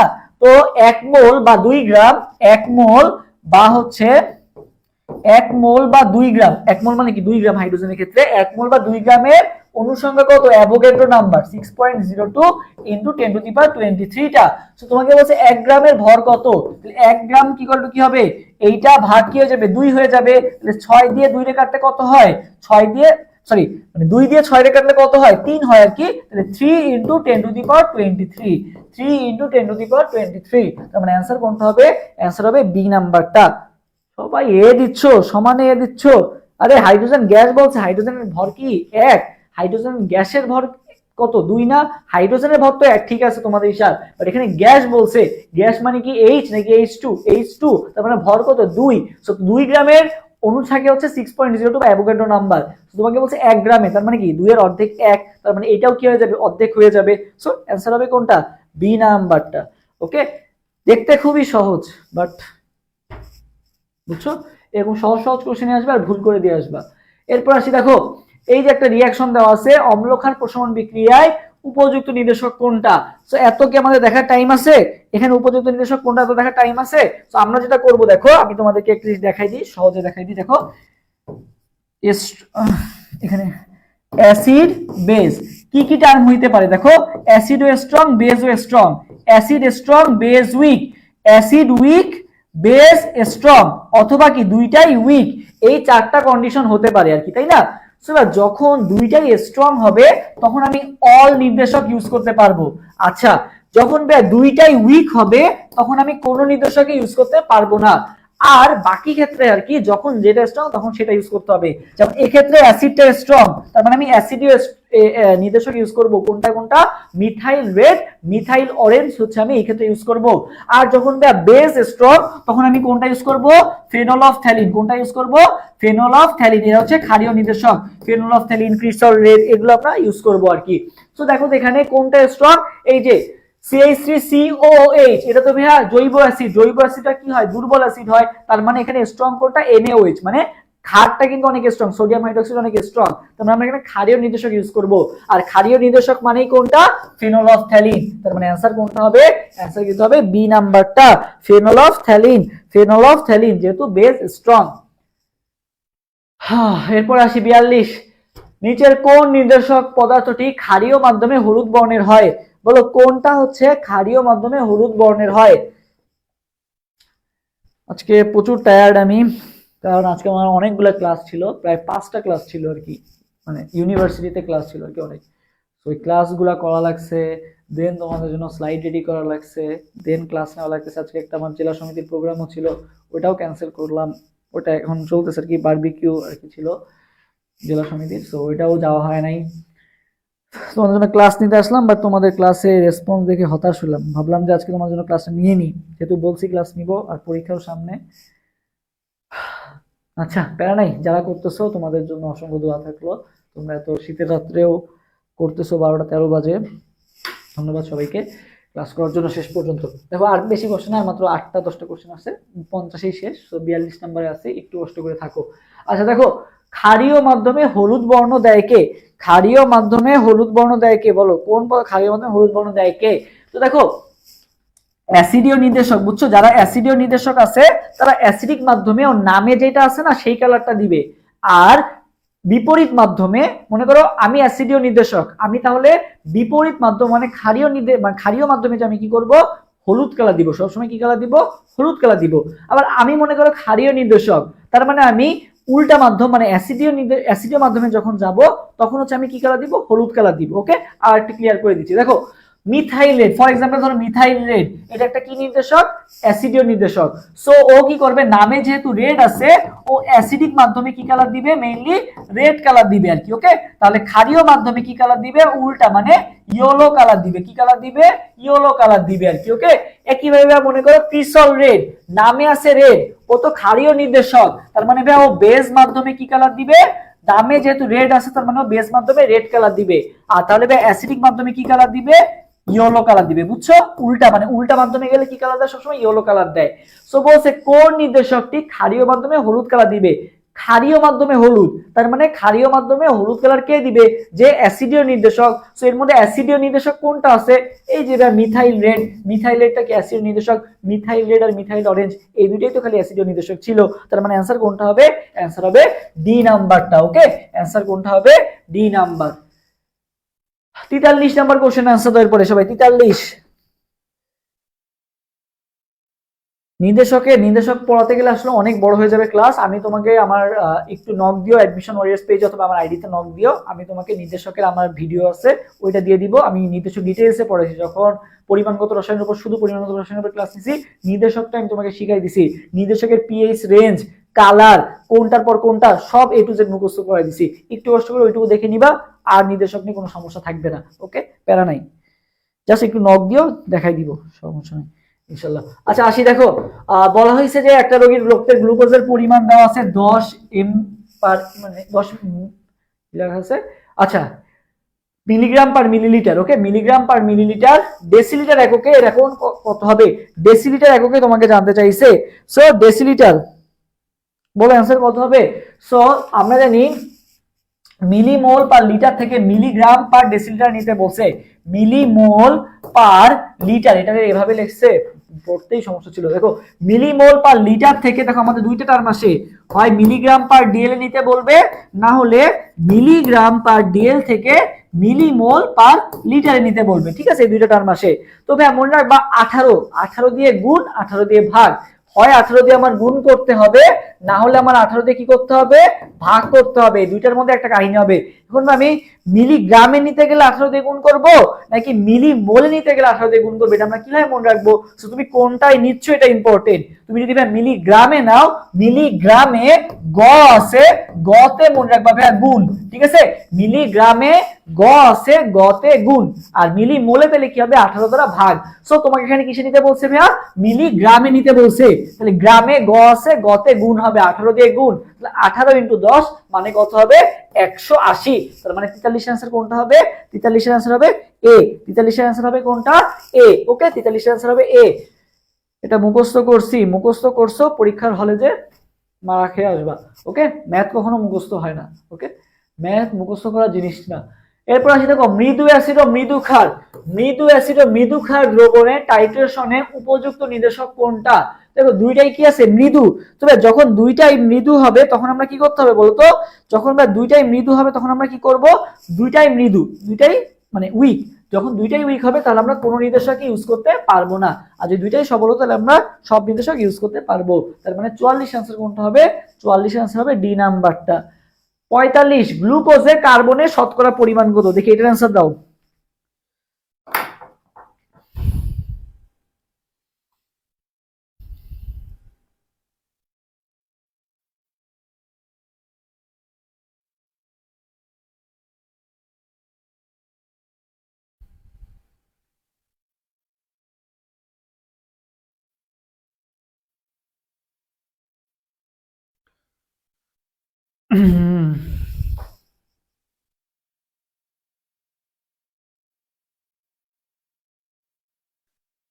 তারপর আজকে এটা শর্টকাট, 18 কেন গুণ হবে কেন ভাগ হবে এটা শর্টকাট মনে রাখবার কি। ওকে, যে এক সময় 18 গুণ হবে, এক সময় 18 ভাগ হবে, কখন কোনটা হবে সেটা বলে দিলাম। শর্টকাটে তোর কোনো ইয়া হয় না, ব্যাখ্যা হয় না মনে রাখার জন্য। ও আচ্ছা, আজকে কিন্তু জন্মদিন বুঝছো, আর বেশিক্ষণ নাই, আর 5টা। আজকে হচ্ছে শুভ জন্মদিন জাহাঙ্গীরনগর বিশ্ববিদ্যালয়, আজকে হচ্ছে জাহাঙ্গীরনগর বিশ্ববিদ্যালয়ের জন্মদিন, ঠিক আছে? 55তম জন্মদিন। সো তোমাদের কার কার স্বপ্ন ক্যাম্পাস জাহাঙ্গীরনগর বিশ্ববিদ্যালয় বা জাহাঙ্গীরনগর বিশ্ববিদ্যালয়ে কে কে সেকেন্ড টাইম দিতে চাও কমেন্ট করে জানাও। আজকে কিন্তু জাহাঙ্গীরনগর বিশ্ববিদ্যালয়ের জন্মদিন, আমাদের কালকে ক্লাস অফ ভার্সিটিতে। সো এটা একটা ভালো দিক, প্লাস হচ্ছে জাহাঙ্গীরনগর বিশ্ববিদ্যালয়ে 55 বছরে পা দিল। আসি গ্লুকোজে কার্বনের শতকরা পরিমাণ কত? গ্লুকোজে কার্বনের শতকরা পরিমাণ কত? বাপরে, একজন ক্যালকুলেশন করে দিছো, যাক ভালো। দেখো গ্লুকোজে কার্বন, তবে গ্লুকোজের ভর কত বলো তো? 180 হচ্ছে গ্লুকোজের ভর, ঠিক আছে? গ্লুকোজের ভর কত? 180। কার্বনের শতকরা পরিমাণ কত? সো কার্বনের ভর কত? দেখো তো কার্বন আছে কত গ্লুকোজে? কার্বনের ভর তো 12, কার্বন আছে কয়টা? 6টা। আচ্ছা, ভাগ 180 ইনটু কত? মানে 100। আচ্ছা, এবার আমরা ক্যালকুলেশন করি। 6 বারং কত বলো তো? 6 10 60, 6 বারং কত?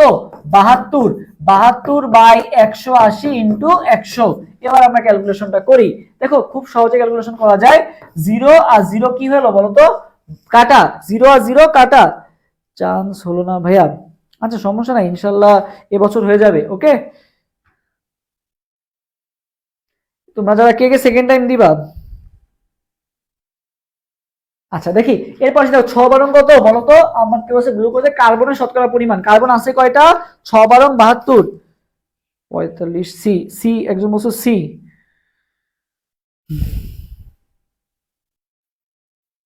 ওকে, আর কিছুই ড্রিম নাই ভাই। আচ্ছা ড্রিম দেখতে হবে মানুষ, আচ্ছা প্যারা নেই। আচ্ছা আসে আমরা ক্যালকুলেশন আসি।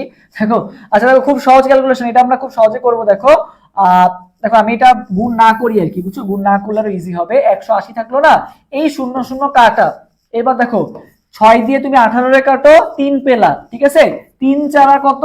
12, 4 10 কে কত? 40। খুব ইজি ক্যালকুলেশন না? তার মানে কত হবে? 40%। ক্যালকুলেশন কিন্তু খুব ইজি, গুণ করার দরকার নাই, তুমি এমনি পারবা। এই যে 6 ইন্টু 12 বাই 180, কাটাকাটি করলা, 0 0 কাটা, 18 থাকলো, 3 6 18, 3 4 12, 4 থাকলো, 4 10 কে 40, কাহিনী শেষ। অ্যান্সার কোনটা হবে? 45 এর এ। ওকে, 45 এর অ্যান্সার এ। ক্যালোমেলের সংকেত কি বলো? ক্যালোমেল তড়িৎদ্বার বা ক্যালোমেলের সংকেত কি?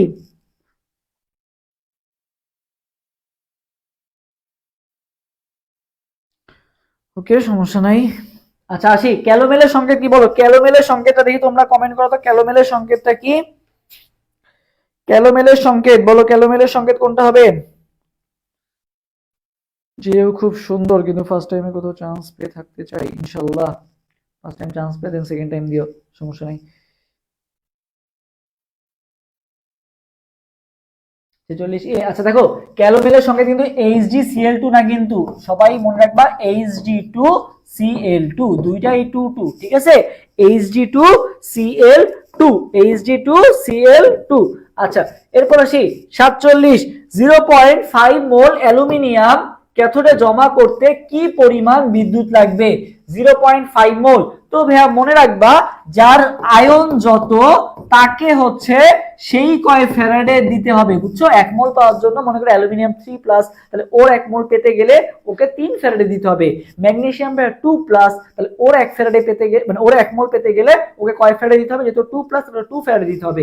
সো এখানে কি বলছে, অ্যালুমিনিয়াম ক্যাথোডে জমা করতে গেলে কি পরিমাণ বিদ্যুৎ লাগবে? 0.5 মোল, ঠিক আছে? ক্যাথোডে জমা করতে কি পরিমাণ বিদ্যুৎ লাগবে? তো ভাইয়া তুমি যদি 1 মোল জমা করতে যাও, বুঝছো, যদি 1 মোল জমা করতে যাও তাহলে কয় ফ্যারাডে বিদ্যুৎ দেওয়া লাগবে? 3 ফ্যারাডে বিদ্যুৎ দেওয়া লাগবে। তো বলছে 0.5 মোল। সো 1 মোল জমা করতে গেলে আমার কতটুকু লাগবে?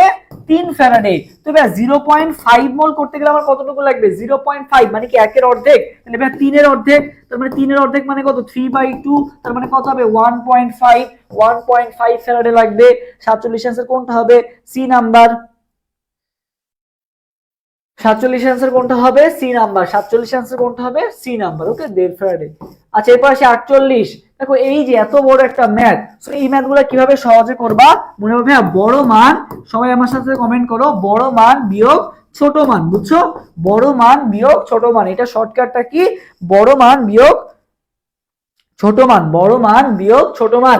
এটা শর্টকাটটা কি মনে রাখবা ভাইয়া? বড় মান বিয়োগ ছোট মান। তবে এখানে বড় মান কোনটা দেখো তো, এই যে 0.77 হচ্ছে বড় মান, আর ছোট মান কোনটা? 0.14। তো বড় মান বিয়োগ ছোট মান করো, 77 থেকে 14 বাদ দাও, 77 থেকে যদি তুমি 14 বাদ দাও তাহলে কত আসে বলো তো? 63 আসে। হ্যাঁ, কত আসে? 63 আসে।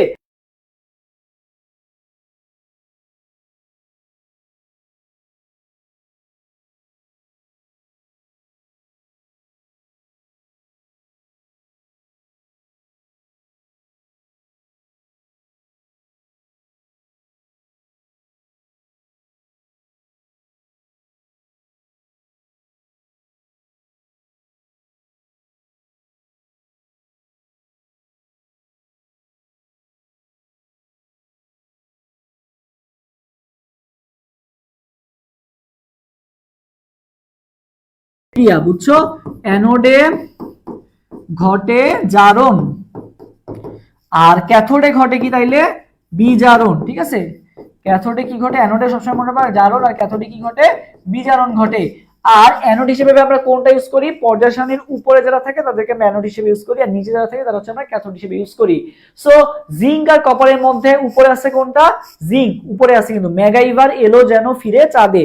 আর হাইড্রোজেনের নিচে কে কে আছে? হাই, কুফা, হাজি, আজি, পেটাবে আমায়। কুফাতে কি ছিল? কপার ছিল আর কি, তাই না? সো এরা কিন্তু কি আছে? হাইড্রোজেনের নিচে আছে আর কি। সো অ্যানোডে ঘটে জারণ, আর ক্যাথোডে ঘটে কি? বিজারণ। সো আমরা যেটা তোমার হচ্ছে ইয়া কম, মানে যারা পর্যায় নিচের দিকে আছে, পর্যায় সরি, মানে যারা হচ্ছে সক্রিয়তা সিরিজের নিচের দিকে আছে, তারা হচ্ছে ক্যাথোড হিসেবে ইউজ করা হয়। সো আমরা ক্যাথোড হিসেবে কোনটা ইউজ করব? জিঙ্ক আর কপারের মধ্যে কপার যেহেতু নিচে আছে, তাই জন্য আমরা কপারকে ইউজ করব আর কি। ওকে, কোনটাকে ইউজ করব? কপারকে ইউজ করব। এখন কপারে কি ঘটছে? বিজারণ ঘটবে। বিজারণ মানে কি? ইলেকট্রন গ্রহণ। আর জারণ মানে কি? ইলেকট্রন ত্যাগ। সো কপার 2+ কি হবে তাহলে? বিজারণ মানে কি? দুইটা ইলেকট্রন গ্রহণ করে কিসে পরিণত হবে? কপারে পরিণত হবে। সো এই রিঅ্যাকশনটা কোথায় আছে? এই যে কপার থেকে এটা কি করছে? ছেড়ে দিছে, আর এখানে কি করছে? গ্রহণ করছে। তার মানে অ্যান্সার কোনটা হবে? অ্যান্সার কিন্তু হবে বি নাম্বারটা।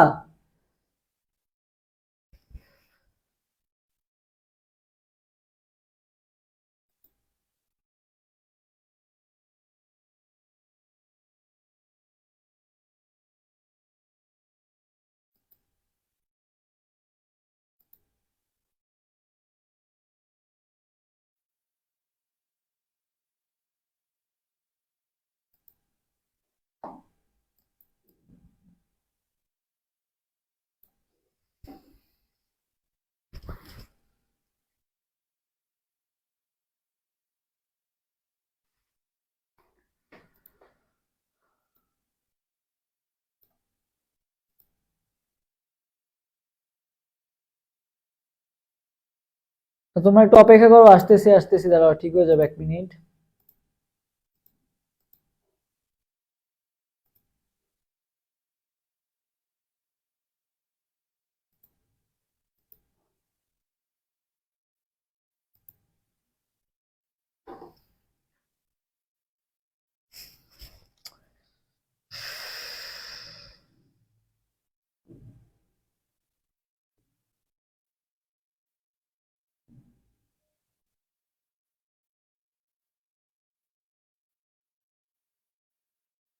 হবে হবে, একটু ওয়েট করো।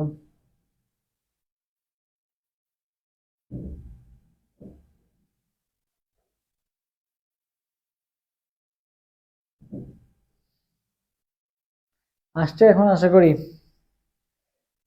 হ্যাঁ, আচ্ছা, এটা আবার বোঝানো লাগবে, ঝামেলা। আচ্ছা দেখি, আগেরটা কি করছিলাম না?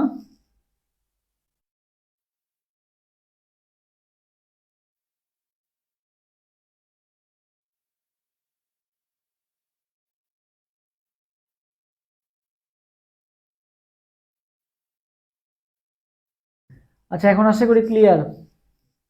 আচ্ছা দেখি, এখানে আসি কি বলা হয়েছে, ক্যাথোডে নিচের কোন বিক্রিয়াটি ঘটে। ক্যাথোডে নিচের কোন বিক্রিয়াটি ঘটে? ওকে, সো দেখো, আমরা জানি যে অ্যানোডে কি ঘটে, জারণ। অ্যানোডে কি ঘটে? জারণ। ওকে, আর ক্যাথোডে কি ঘটে? বিজারণ।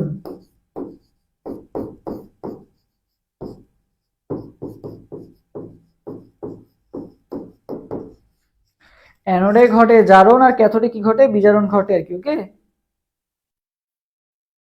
ক্লিয়ার আছেন এখন?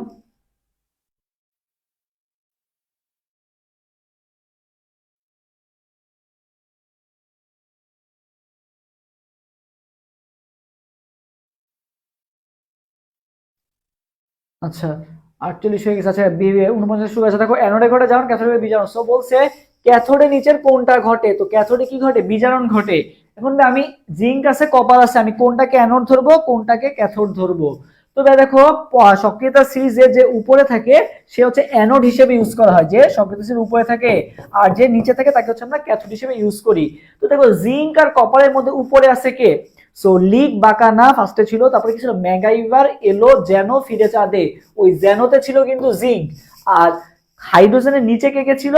হাই, কুফা, হাজি, আজি, পেটাবে আমায়। ওই কুফাতে ছিল কি? কপার। তার মানে সক্রিয়তা সিরিজের উপরে কে আছে? জিঙ্ক, আর নিচে কে আছে? কপার। সো আমি অ্যানোড হিসেবে কোনটাকে ইউজ করব? জিঙ্ককে। আর ক্যাথোড হিসেবে কোনটাকে ইউজ করব? কপারকে ইউজ করব। এটুকু আমি বুঝলাম। এখন বলা হয়েছে ক্যাথোডে কোন বিক্রিয়া ঘটে, তো ক্যাথোডে ঘটে বিজারণ। সো ক্যাথোডে বিজারণ মানে কি? ইলেকট্রন গ্রহণ, আর জারণ মানে কি? ইলেকট্রন ত্যাগ। তাহলে বিজারণ মানে যদি ইলেকট্রন গ্রহণ, তাহলে কপার 2 প্লাস দুইটা ইলেকট্রন গ্রহণ করে কিসে পরিণত হবে? কপারে পরিণত হবে। কপার 2 প্লাস বিজারণ মানে কি? গ্রহণ। দুইটা ইলেকট্রন গ্রহণ করে কিসে পরিণত হবে? কপারে পরিণত হবে। সো এই রিঅ্যাকশনটা আছে কোথায়? যে কপার 2 প্লাস দুইটা ইলেকট্রন গ্রহণ করে কিসে পরিণত হয়েছে? কপারে পরিণত হয়েছে। তার মানে অ্যান্সার কোনটা হবে? অ্যান্সার হবে বি নাম্বারটা। ওকে, আচ্ছা, এবার আসি 50, লাস্ট কোশ্চেন। 5 অ্যাম্পিয়ার বিদ্যুৎ 30 সেকেন্ডের সময় ধরে একটি ইলেকট্রোডে প্রবাহিত করলে প্রবাহিত বিদ্যুতের চার্জ কত? মানে কিউ ইকুয়াল টু হোয়াট? বলো, Q equal to what? Q equal to what বলো? আচ্ছা, আমরা জানি কি কিউ ইকুয়াল টু, ফর্মুলা কি জানি? I T. Q equal to কি ফর্মুলা জানি? I T. আই এর মান কত? 5, আর টি এর মান কত? 30। তাহলে 5 30 কত? 150 কুলম। 18-19 সালে আসা কোশ্চেন, রাজশাহী বিশ্ববিদ্যালয়। ওকে, খুব কঠিন ছিল? খুব কিন্তু কঠিন না, ইজি ছিল আর কি। ওকে, সো মোটামুটি যা যা পড়লাম এগুলাই জাস্ট দেখো। আর হচ্ছে কালকে থেকে এক্সাম শুরু হচ্ছে।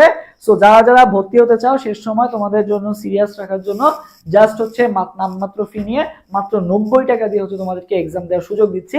প্লাস হচ্ছে 8টা এক্সাম হবে, প্রতিদিন সকালে একটা এক্সাম, রাত 10টার একটা এক্সাম, ডাবল এক্সাম করে।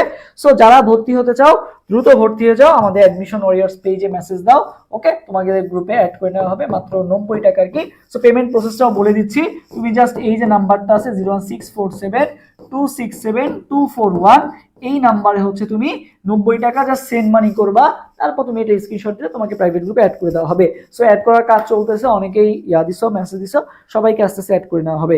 ওকে, সো ক্লাসটা তোমাদের কাছে কেমন ছিল এবং নেক্সটে কোন ক্লাস চাও এবং কারো কোনো কোশ্চেন থাকলে 1 মিনিটের মধ্যে জানাও, আমি এখনই ক্লাসটা শেষ করে দিব আর কি। ওকে, আচ্ছা, কারো কোনো কোশ্চেন আছে?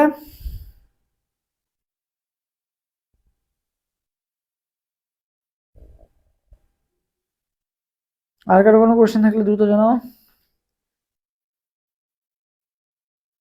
ধন্যবাদ সেদিকে। ওকে, নেক্সট টাইম আমরা এরকম আরো অ্যাডমিশন ওয়ারিয়ার্স থেকে ক্লাসের আয়োজন করা হবে। সবাই কষ্ট করে থাকবা। আজকে কিন্তু ম্যাথটা বেশি ছিল আর কি, রাজশাহীতে যেহেতু ম্যাথ বেশি, এই জন্য আর কি আমরা ম্যাথের উপর বেশি জোর দিছি। হ্যাঁ, অবশ্যই দোয়া করবো। আপনাকে মেসেঞ্জারে নক দিছি, আচ্ছা ঠিক আছে, মেসেঞ্জারে আমার ঢোকা হয় নাই খুব একটা, চেক করবো নি, চেক করে রিপ্লাই দিব নি। আচ্ছা, কারো কোনো কোশ্চেন থাকলে জানাতে পারো, বা আমরা 1 মিনিট অপেক্ষা করি। আইসিটি, আচ্ছা ঠিক আছে, আইসিটি ফিজিক্স, ফিজিক্স তো অলরেডি ফার্স্ট পেপার নেওয়া হয়েছে, ফিজিক্স ফার্স্ট পেপার নেওয়া শেষ, ফিজিক্স সেকেন্ড পেপার আর আইসিটি এই দুটো ক্লাস নিতে হবে। ওকে, এই দুটো ক্লাস নিয়ে নিব খুব শীঘ্রই। বাট তোমরা তো ক্লাসে করো না, এটাই তো সমস্যা। এই যে ক্লাসের টাইম হচ্ছে দেওয়া ছিল কত আগে, তোমরা আসছো ক্লাসের একেবারে শেষ পর্যায়ে। হ্যাঁ, রাজশাহীর জন্য পড়ো, আর সাস্টে যদি প্রিপারেশন না নিয়ে থাকো শেষ সময় দিয়ে আসলে খুব একটা লাভ নাই। সাস্টের কোশ্চেন প্যাটার্ন আলাদা, সো তোমার যদি ভার্সিটি প্রিপারেশন থাকে তোমার জন্য রাজশাহী বেটার অপশন হবে। সাস্টে যদি ফর্ম বসে এক্সামটা দাও আর কি, ওকে অবশ্যই দাও, এক্সাম দেওয়া খারাপ কিছু না, হয়েও যেতে পারে। ওকে, হ্যাঁ সাস্টের করে কেমিস্ট্রি এরকম টাইপেরই হবে, এর থেকে বেশি হার্ডও না। ওকে, এরকমই হয়তো বা ওজোনালাইসিস এখানে আসছে, ওখানে ওজোনালাইসিস বিক্রিয়াটা দিয়ে দিবে, এই যা।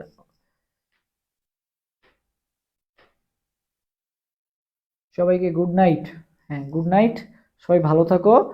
আর হচ্ছে কালকে সকালে ক্লাস আছে, সরি এক্সাম আছে আর কি, বায়োলজি সাবজেক্ট ফাইনাল। সো ভালো মতো পড়ো, বায়োলজি সাবজেক্ট ফাইনাল এক্সাম আগামীকাল সকাল 10টায় অনুষ্ঠিত হবে অ্যাডমিশন ওয়ারিয়ার্স। ওকে,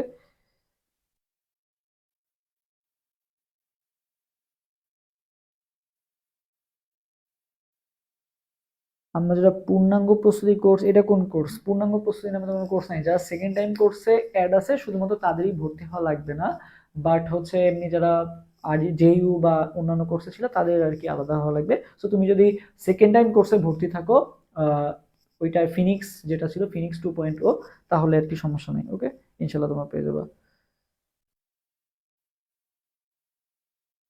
ওকে, না তোমরা, তুমি যেহেতু ইয়াতে ভর্তি আছো তোমার ভর্তি হওয়া লাগবে না, তুমি অলরেডি সেকেন্ড টাইম কোর্সে যেহেতু ভর্তি আছো, সেকেন্ড টাইমারদের জন্য সবগুলো কোর্স ফ্রি। ওকে, মানে যারা সেকেন্ড টাইম কোর্সে ভর্তি ছিল আমাদের সাথে আগে থেকে।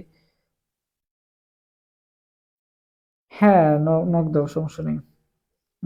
নির্দেশকের ক্লাসটা দিয়ে দিব, নির্দেশকের ভিডিওটা দিয়ে দিব, বুঝলো না? ওকে, ধন্যবাদ সবাইকে যারা যারা কমেন্ট করছো, ফারজানা কাসিমকে ধন্যবাদ। হ্যাঁ, আমি অ্যান্সার দিয়ে দিছি, রাকিয়া ফিরোজ তোমার অ্যান্সার আমি দিয়ে দিছি, তোমাদের লাগবে না ভর্তি, যারা সেকেন্ড টাইম ব্যাচে আছো তোমাদের ভর্তি হওয়া লাগবে না।